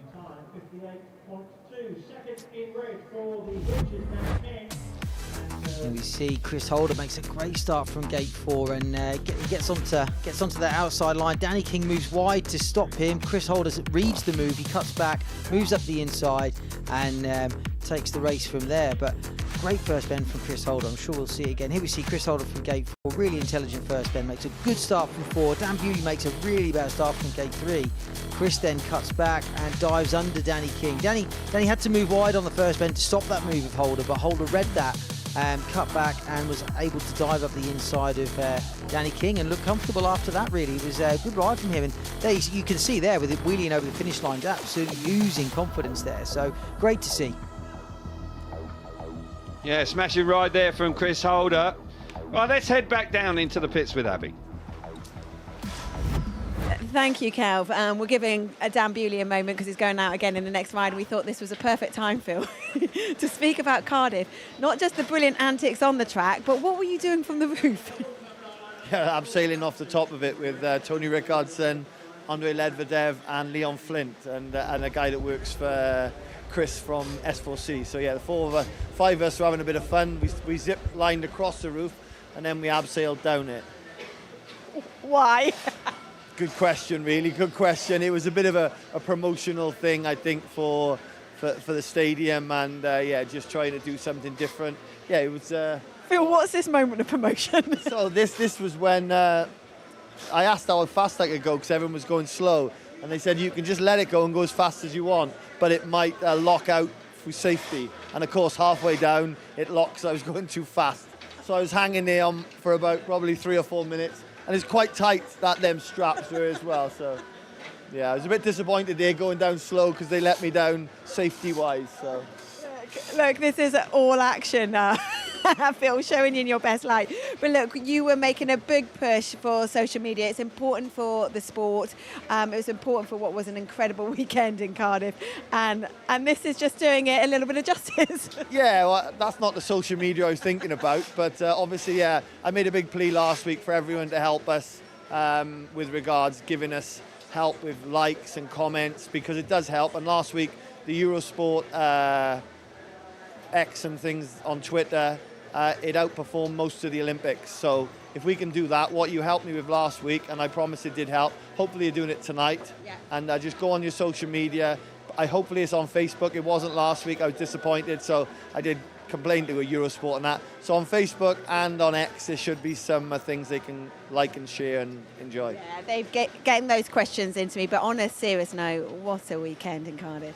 Yeah, it was good. It was really good. And yeah, I think it was one of them events. We know we had an issue 2 years ago, but hopefully now we've had 2 years of something that's a bit more reasonable, and going forward, the crowd was a little bit better this year, so hopefully it can get better and better, and we get a better event like we know we can deserve. Phil, thank you for chatting. Remember that hashtag, we do want to hear from you. Let's resume the action and back to the comms. Yeah, thanks very much. It was a smashing weekend in Cardiff, there's no doubt about it. The riders did themselves proud, the track behaved beautifully, and we had a historic result with a British 1-2. Really can't ask for too much more than that. And I'm sure people are already looking forward to coming back to Cardiff in 2025. So heat number 13, slightly late because Dan Bewley's got 2 on the trot here, having taken a tactical substitute in heat number 12. Heat number 13 here, very important race. 6 points is the lead for the Sheffield Tigers. Jack Holder out again, he's having a good night. He's going along very well, and Chris Holder as well. So we've got the Holder brothers here joining up. And will they be able to continue the momentum on? Because they are, if they get a big result here, they are beginning to close in on an away victory. And the aggregate point, they've almost pretty much secured that anyway. It will be a big, big night for the visitors. But the home team, can they do anything about it here in what is always a big race, heat number 13? Line up for you. Heat number 13, Jack Holder on the inside in white. Troy Batchelor will be in gate number 2 in red. Gate number 3 in yellow is Chris Holder, and Dan Bewley off the outside in yellow. Warning, of course, for Troy Batchelor. He picked up that a little earlier on tonight. Simon Stead will be satisfied with the way his team have battled back, having a chat with Carl Howarth. But Dan Bewley just not been quite at it in his last couple of rides. Got to say, will he be able to do the business from the outside here, Ollie? Because he does love that swoop round the first corner. It might just suit him. Yeah, the key here will be if he can get over Chris Holder into the first bend, who's on gate 3, then it will open up that first bend for him and have a lot more options. And if we know if Dan gets fresh air, no one really catches him. But he just hasn't been able to get around that first bend in a decent position since his first couple of rides. Indeed. So Troy Batchelor is out here, taking the rider replacement ride for the injured Jason Doyle. So heat number 13, 6 points in it. Oh, what about that on the inside from young Jack Holder? Absolutely flew away. That was Pickering-like. Chris Holder coming through in second place. My goodness, what's going on here tonight? It really has been, in the recent races, one-way traffic. And the Sheffield Tigers are dominating this meeting now. The Holder boys out in front. Yeah, they really are. Great start from the Holder boys. Like you said, Jack made a fantastic start from gate 1, just like Josh Pickering did earlier. And Chris from the outside, he was there. He was on his shoulder going into the first bend. And you have to say, the Holder brothers look really comfortable on track at the moment. And they don't look like getting beat at the moment. Great ride for those boys. Flying away out in front. Moving towards, edging ever closer to victory away from home here. It was looking so unlikely earlier on. What a save. Look at heat 5. It was 8 points in it. Now all of a sudden it's the complete opposite. And the two Holder boys there coming through in flying colours in heat 13. Decimating the opposition. Dominating the meeting now. That is 3 consecutive 5-1s. They are on a march to an away victory here. Aggregate point, well, you've got to say that's in the bag. So they could well go away with 3 league points tonight in Ipswich. Jack Holder riding out of his skin now. What a start it was. Almost felt like there could have been a red light there, but it wasn't the case. Jack Holder out in front, 3 points for him, 2 points for his brother Chris Holder, second place. Troy Batchelor, 1 point in third, and Dan Bewley, unfortunately, he has faded in this meeting in the last 3 races. Yeah, we see Jack. Yeah, it does look like Jack moved before the tapes went very similar to the race from Josh Pickering, but the ref didn't see it. It wasn't called back, so you know, if you can get away with it, why not? Here we see again Jack Holder from gate 1. He does go just before the tapes move, and yeah, fantastic start for the Sheffield boys. And Chris made a great start from gate 3 there as well, and he took care of Dan Bewley on the first bend, and from then on that 5-1 never looked in doubt. But really good start from Jack Holder. Here we see again gate 1. There we see him move. He almost catches the peak of his helmet on the tapes as they go up. I mean, if you were to describe a perfect start, that's just about it, I think. It was fantastic timing when he let the clutch go. I did actually expect the red light to come on that time, but it didn't.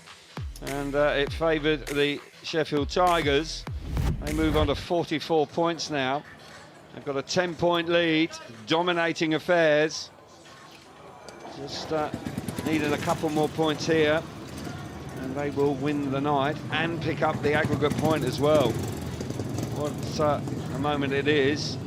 And as you say, when I look down at my score chart here, heat 5 it was 19-11, and then even at heat 6 it was still 8 points advantage to the home team. Got to say that is a miraculous turnaround. Track has slickened off. More confidence from the home team. Josh Pickering fired up, and there's no doubt that the two Holder boys have contributed heavily to the course. 10-point lead, 2 races to go. Desperate times for the home team. Quite staggering how it's turned around. Yeah, I mean, looking at the scores here, up until Heat 5, Sheffield hadn't won a race. Since Heat 5, they've only lost 1. It's a fantastic turnaround, really is. I mean, it's incredible. As soon as the Sheffield boys got comfortable with the track and they found their confidence, they've dominated the meet. Really, I would not have predicted this, early on. No way, not after the first few races. Heat number 14, the lineup. Keenan Rue on the inside in the blue helmet colour. Josh Pickering, gate number 2 in white. Gate 3 in red is Dan Thompson, and on the outside is Jason Edwards in yellow. Desperate times for the home team. Just got to get a 5-1, and we'll have a draw, but 2 5-1s to keep it to a super heat, you would suggest, but got to say, very, very difficult times. Heat 14 could well see the Sheffield Tigers pick up an away win when it was looking highly unlikely, as you say, earlier on. Riders settling down now. Got a feel for the Ipswich Witches. When you lose riders like Jason Doyle and Emil Sayfutdinov, the powerhouse of your team, never easy to cover that. Here we go then. Heat number 14. We're underway into the first corner. They hit the front there. Keenan Rue down the back straight. Look at that from Pickering. Pickering is just a man on a mission tonight. Charges to the front. Gets the better of the opposition, and probably deservedly so. If he stays there, he's going to win the night for the Sheffield Tigers, and he's done the business for them. Yeah, if there's any rider on that team that deserves to do the race, the beating winning ride, it is Josh Pickering. I mean, what a performance from him. I mean, didn't make the best start, but crept round the outside of Keenan Rue down the back straight. Incredibly brave ride. He ran around 2 riders down the back straight through a small gap, and he's clearing off in front. Great ride from him. Superb stuff from Josh Pickering. Real determination shown all night long. Brilliant move, brave move early doors in heat number 14. And Pickering and the Tigers are winners tonight. They pick up all the points. Massive night for the champions. 3 points on the road. Got to believe that is absolutely just what they were looking for. They came in tonight, I fancied they were the favourites, even though they were away from home.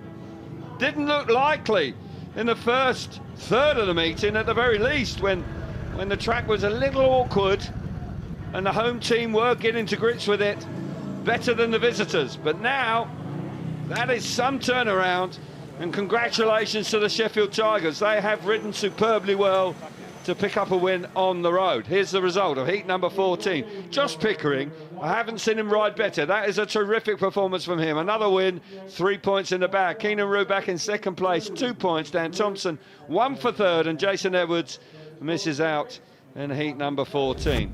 This first lap from Pickering was simply stunning. Yeah, I thought Keenan Rue had done the right thing. He made the start off gate 1, he'd moved up high, and as they come onto the back straight, Josh Pickering keeps it wide open and just squeezes through the smallest gap down the back straight to take the lead.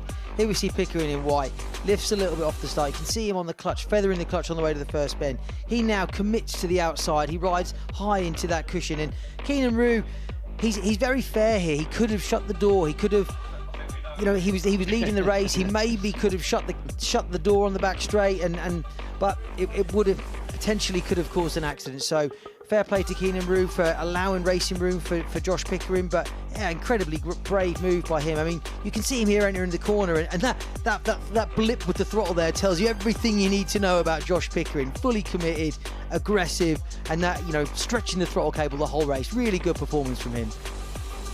Absolutely right. Superb performance, and Josh Pickering certainly doing the business for the Sheffield Tigers. Okay, let's head on back down to the pits with Abby. Yep, he's certainly doing the business. He's just been congratulated by his team manager, Simon Stead. It's been such a gutsy performance from the Tigers to overturn what was an 8-point advantage for the Witches after Heat 5 and Heat 6, I believe. Yeah, exactly the same. So a massive comeback. So this is your last chance to get your tweets and questions in. It's so windy here tonight, it's absolutely freezing. It's not an August night at all. The hashtag is Ipshy, and I'll pose your questions to Scott Nichols after the break. We've got the big Heat 15 coming up.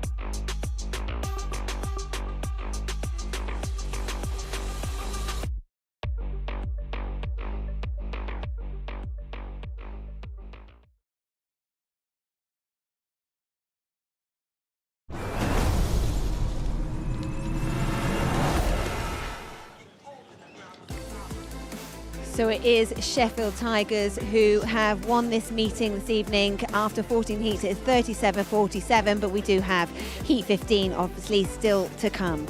A reminder of the other motorsports. We've got British Superbikes as round 8 there in Cadwell Park. It's this Sunday, 1 o'clock on Eurosport 2. The Speedway Grand Prix Series heads to Wrocław in Poland for round 8. Can Dan Bewley do what he did 2 years ago, win in Cardiff and then win at his home Grand Prix? We shall see. And the World Endurance Championship is round 6, Lone Star Le Mans, and it's live from Austin, Texas, 1st of September on Eurosport 1 and live sport for everyone on Max and Discovery Plus. Right, Scotty is with the team managers. Let's get their runners and riders for Heat 15. Thanks. So we'll do. So we're just watching Carl Howarth pull some funny shapes, and Simon said, "So it's not very often you smile at Ipswich." No, that's right. He deserves a little party dance there, doesn't he? He does. Maybe a career change. Simon, the Witches got off to a romping start. It's an emphatic win for you boys, but they got off to a brilliant start. What happened to change that huge shift in momentum? I just think togetherness within the group. You know, we had to work hard together, find that setup that we were missing in the early heats. Look, Scotty, you know how it works with the gates as well. The gate swing came. We took advantage of that. We worked hard. I feel like you earn your money when you're running RR, trying to get the right people in at the right time. So yeah, we just had a good swing and managed to hold on to it. You did, I think, and also the track probably settled down a little bit. You could see the confidence just growing in the boys as that track kind of settled a little. Yeah, look, but the track's the same for everybody all the time, and I never really like that excuse because everybody's riding it. So the fact that we just knuckled down and went about our business is the best thing that I can say about tonight. You know, it's great team display and sets us up nicely for an important run-in. It certainly does. It sets you up nicely for Heat 15. Could you give us your gate positions and riders, please? Yeah, we're going to take gates 1 and 3. Pico deserves his appearance in 15. He's rode really, really well tonight. He'll go off gate 1 in white, and we've got Carl Howarth doing his party dance off gate 3 in yellow. Let's see that dance there. Thanks, Simon. Richie, mate, I don't know what to say. It's just been a tough night. You got off to a cracking start. I kind of thought, you know, maybe the Witches are going to have a little bit of luck swing their way, but it just went against you. Yeah, we started well. We threw a few points away early on, and then we've simply not been good enough. Maybe 2 short bodies, and they've come back really hard, and we haven't had an answer. They really have, and it must be hard for you as a team manager because your hands are tied. There's not really anything you can do. Obviously, you're 1 and 2 out. It's impossible to replace those guys.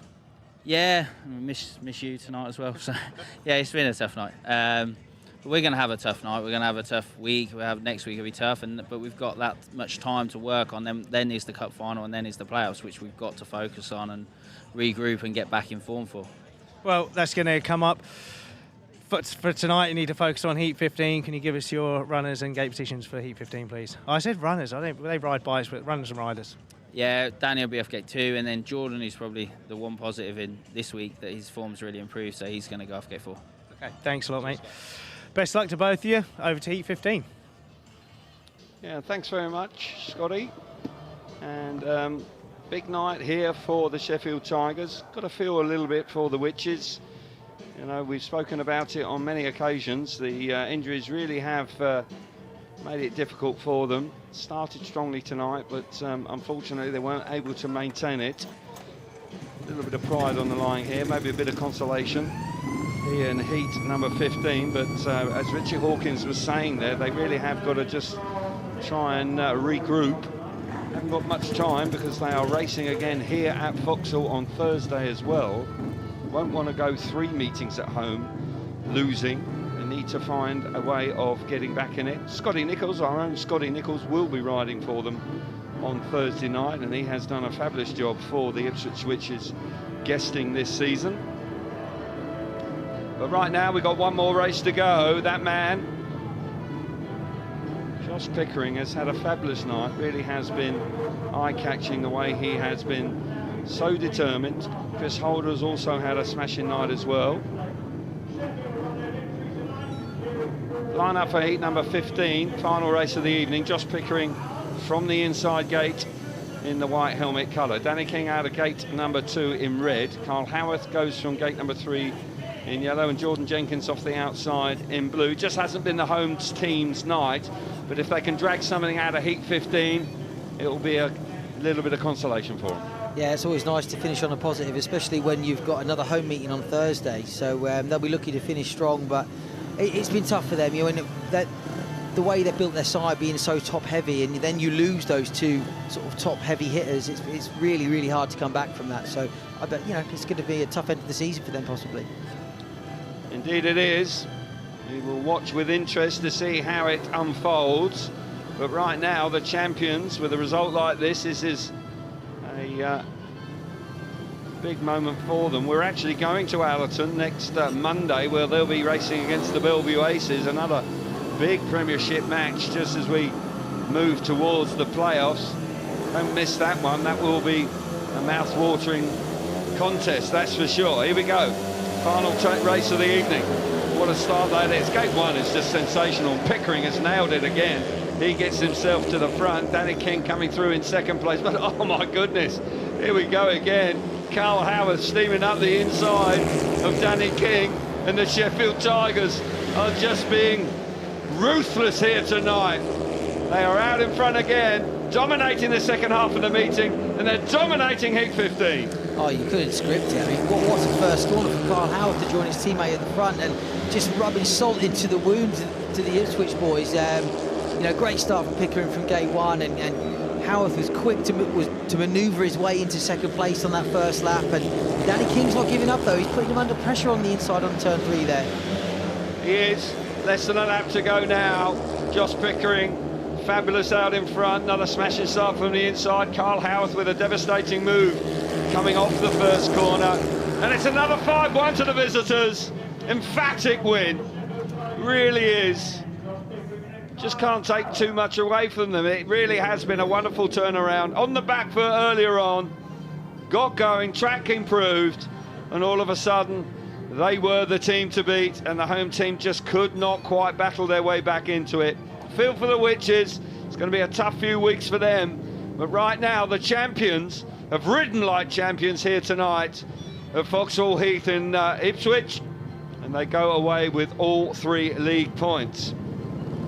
Josh Pickering, well, we have to nominate a rider of the night, and Ollie, I don't think there's going to be too many in the equation for that. I'll leave you just to contemplate on that. I think he's done that himself, hasn't he? He has indeed. But Ollie, the Omo Legato rider of the night is? It is, without a doubt, it's Josh Pickering. What a night for him. You know, he's led from the front. He was the first Sheffield rider to win a race. And since he's won one, I don't think he's stopped. He hasn't. He has been relentless since his 3rd place when he thought he saw a red flag. He really has then been on a relentless run. Quite possibly one of the best nights he's had in the Premiership. There we go. Okay, right, we'll make our way down. Oh, well, let's have the result first. Heat number 15, Josh Pickering out in front, 3 points for him. Carl Howarth back in second place, 2 points for him, 1 point for Danny King, and Jordan Jenkins failing to score in heat number 15. Okay, let's make our way down to Abby in the pits. Cal, thank you. Well, the man himself is going to pass me. Picco, what a night. We're going to chat to you later. He just said, what a night. An extraordinary performance, I can say as well, that Simon Stead told him that he was going to be in heat 15. He was like, man, I've already raced 6 heats, but it was the 7th heat for him, and he's got another win. So in his last 6, he's only lost 1 point. He was unbeaten by an opponent. It was only in his first heat where he lost a couple of points. Right, we are going to take a very quick break. When we come back, we'll have more analysis, and I'll ask those questions using that hashtag #IpShe to Scott Nichols. See you in a moment.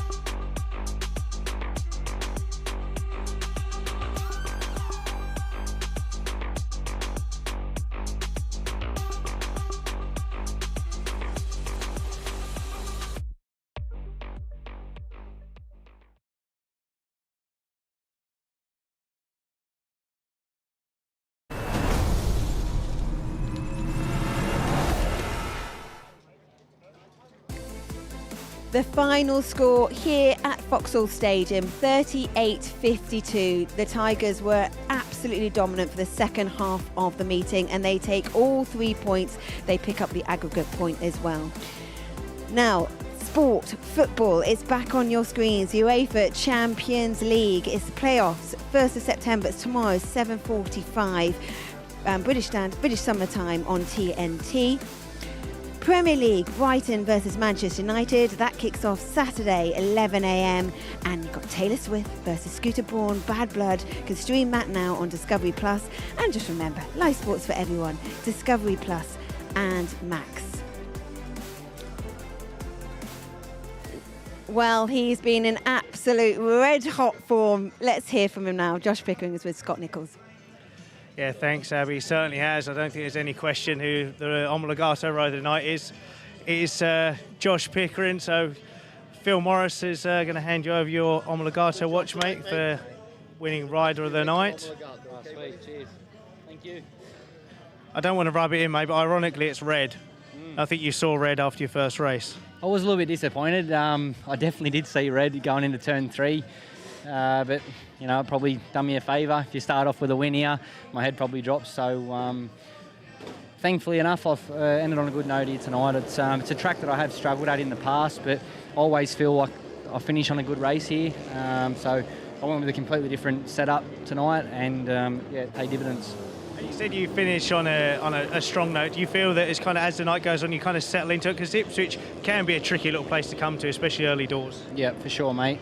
Probably made things a bit easier not having you lined up there tonight, having to verse you. But nah, look, it is one of them tracks, and me being able to turn a bike or anything like that, it's never been an issue for me. But so I need to cut in there. But that start, mate, what an absolute rocket ship! I mean, if you made starts like that, you'd beat anyone here. Yeah, exactly. Batch wasn't too happy about it. He's giving me a bit of stick when I come in, but I was near certain I didn't jump it. You know, that's the norm. Yeah, when I seen the video back, I thought, oh well, you can cop that one. But no, look, it was a great result. We obviously they were a weakened side tonight, not having Doyle and Emil, but Dan still come in and started off with a couple of wins, tailed away in the end. But we had a job at hand, and you know, Steady made some good calls at the right time to put tack subs in and use our RR for tyre correctly. So we all got stuck in, and we want to win that trophy again.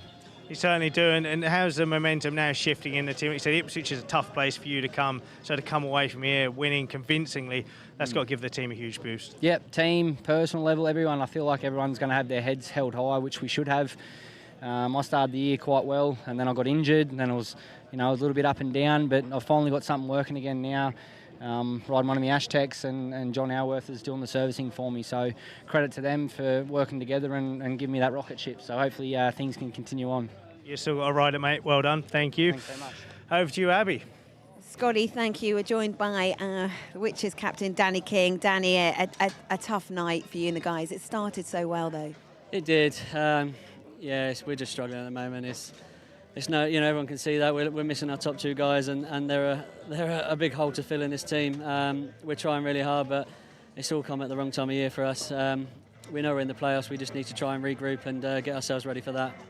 How frustrating is it, Danny? You've been leading the standings all year. You lost your 100% home record at home last week, and now, like you say, you're missing two your big stars. But the morale, how has that changed in the team? It's not good, I'll be honest. When you lose two guys like that, they're such a big part of this team, and they have been all year. Even Jason, he got injured early on, but he's still been here every week supporting us and very active in the pits. But as I say, it's just the wrong time of year for it all to be happening. But, we need to regroup, as I say. Hopefully we can do that, get through these next few meetings, and come playoffs we can be back in form. But it's just the wrong time of year to be doing this. Danny, thank you for your honesty. Really appreciate it. Back to you, Scott. Yeah, thanks, Abby. I'm talking to Chris Holder. We weren't too sure we were, but we're going to have a good little chat now. Chris, phenomenal night for the boys. I think a lot of the Sheffield boys tend to struggle a little bit here, you've said in the past. But, a couple of iffy first races, but then it was all go. Yeah, no, we like coming here because it's a challenge, right? So we come here going like, we'll get it this time. And then the first 4 heats was kind of like a same old, Ipswich. But then they fixed it, it just needed a quick track grade. And after that, we got sort of set up all right and made some good gates, and and had a good night. But they're missing obviously the two key riders, aren't they? So they're struggling a little bit with replacing them 2 boys, but we have to make the most of that. And it was a good, bit of a practice for us all too, because we have to come here a few times. So yeah, it's good. Look, there's no question they're missing their top 2, but you guys still had. You can only beat the opposition in front of you. But when the track started to change a little bit, you just said about setups. We'll talk about setups. But was there like a chat within the camp, or was it just an individual concern? Everybody kind of just settled themselves in. Yeah, it was just keep persevering. It'll get better. It's going to get better. And sure enough, we knew when we walked the track that it had a lot of loose material on the inside, and that sort of creates a few issues early. And then, after that first track grade, it sort of just evened it all out a bit. We started making good starts, and as you know, making starts around here helps when you've got a bit of fresh air. And I think we all got a bit of a go out in front, and it's a different racetrack when you're in front. It's nice to be out front. Well done, Chris. Thanks for chatting to us. Abby, over to you. And now we're with Jordan. And Jordan, Richie Hawkins said it's tough. It's tough for all the boys, but one of the shining lights is yourself. Yeah, I think I'm still pretty fortunate to be in the team after my poor start to the season. So massive thanks to Ipswich for standing by me. We seem to have figured something out now, and the last few weeks have been much improved. So yeah, it's a shame that the injuries have come at the wrong time for us, but we get to the playoffs and we all know it all starts again. What did you do? How did you turn it around? I don't know, told myself not to pack the sport in. It was a lot of hard work and long nights driving home by yourself and after a poor night. So changed a few things, got a couple of engines done, changed clutches, and just persevered with it really. I knew that it wasn't going to turn overnight, but if I could have 1 or 2 good races a night, it was better than having none. So and now we're starting to get somewhere in both leagues. So yeah, we just got to keep plodding away and try and finish off the season strong. Jordan, thank you for chatting. I'm glad it'll be a less lonely ride home tonight, but it's been a difficult night for the Witches. And I remind you of all the sport, remind you when we'll be back on air. We'll be back next week, next Monday, of course, Eurosport 2, 7:30, and it will be Sheffield versus Bellevue. For the British Superbikes, Cadwell Park, round 8, Sunday at 1. Grand Prix, Speedway Grand Prix in Wroclaw, round 8, 31st of August. And cycling, you can continue watching La Vuelta, stage 4 tomorrow at 1:30. So if we have a look at the standings and how things have ended up tonight, Scotty, we've got Sheffield Tigers just confirming their place at the top of the table. Leicester Lions now in second, with the Ipswich Witches in third. Bellevue Aces in fourth. Oxford Spires losing to Leicester tonight. And it's Kings Lynn and Birmingham Brummies at the bottom of the table. And as I say that, I get my phone out, and it's that part of the night. Scotty, there's a lot of questions actually about the pairs and your thoughts on that disqualification. We're up to 9 o'clock, aren't we? Can I swear now? No, you can't. It was on BSN. You can't do it again. Oh, okay, all right, okay. Scotty, look, it was a competitive night. What were your thoughts on that disqualification and the referee seeing you to blame? Look, it was a tough call. For 1 minute, first of all, I'm not saying Charles did it on purpose. No one purposely does that. But I think it was just, I've gone up the inside. I know what I'm doing. I'm going up. I've passed him. I turn to cover myself. If he cuts back, I've got him covered. If he drifts up, I've got him covered. And, as a rider, you kind of know, when you think someone's going to hit you, you brace yourself ready. But I didn't expect him to hit me. I'm not saying he did it intentionally, but then I've gone over. So I'm in front. He's hit me from behind. I know it's a tough call.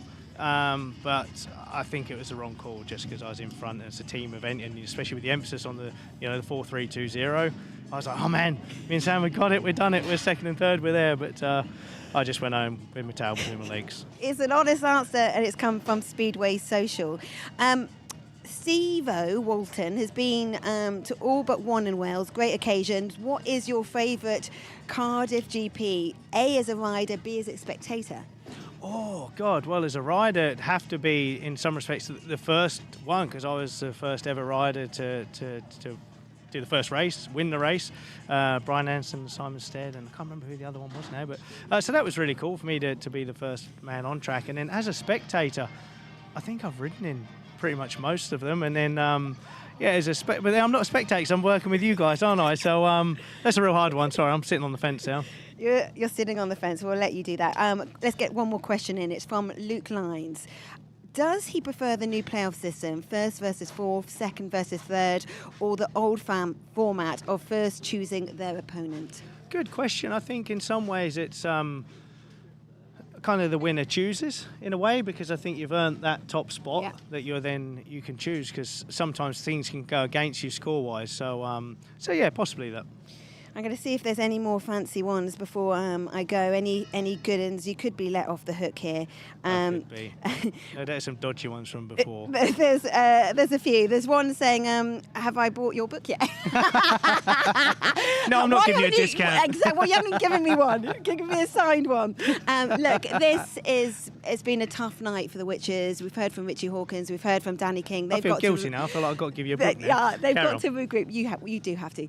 You're going to be riding for them. I mean, why can't you, during the playoffs, just do all your interviews in your Kevlar? Well, I did say that. I mean, they've got an awesome onboard camera. All they've got to do is whack a mic under there, and I can do both. I can multitask. I can multitask. Chris Louis, Richie Hawkins, you've heard that. He can multitask and he can compete for you. I can't replace Emil and Jason. No. There's no question. And I desperately feel for Ipswich, because I think, they've been...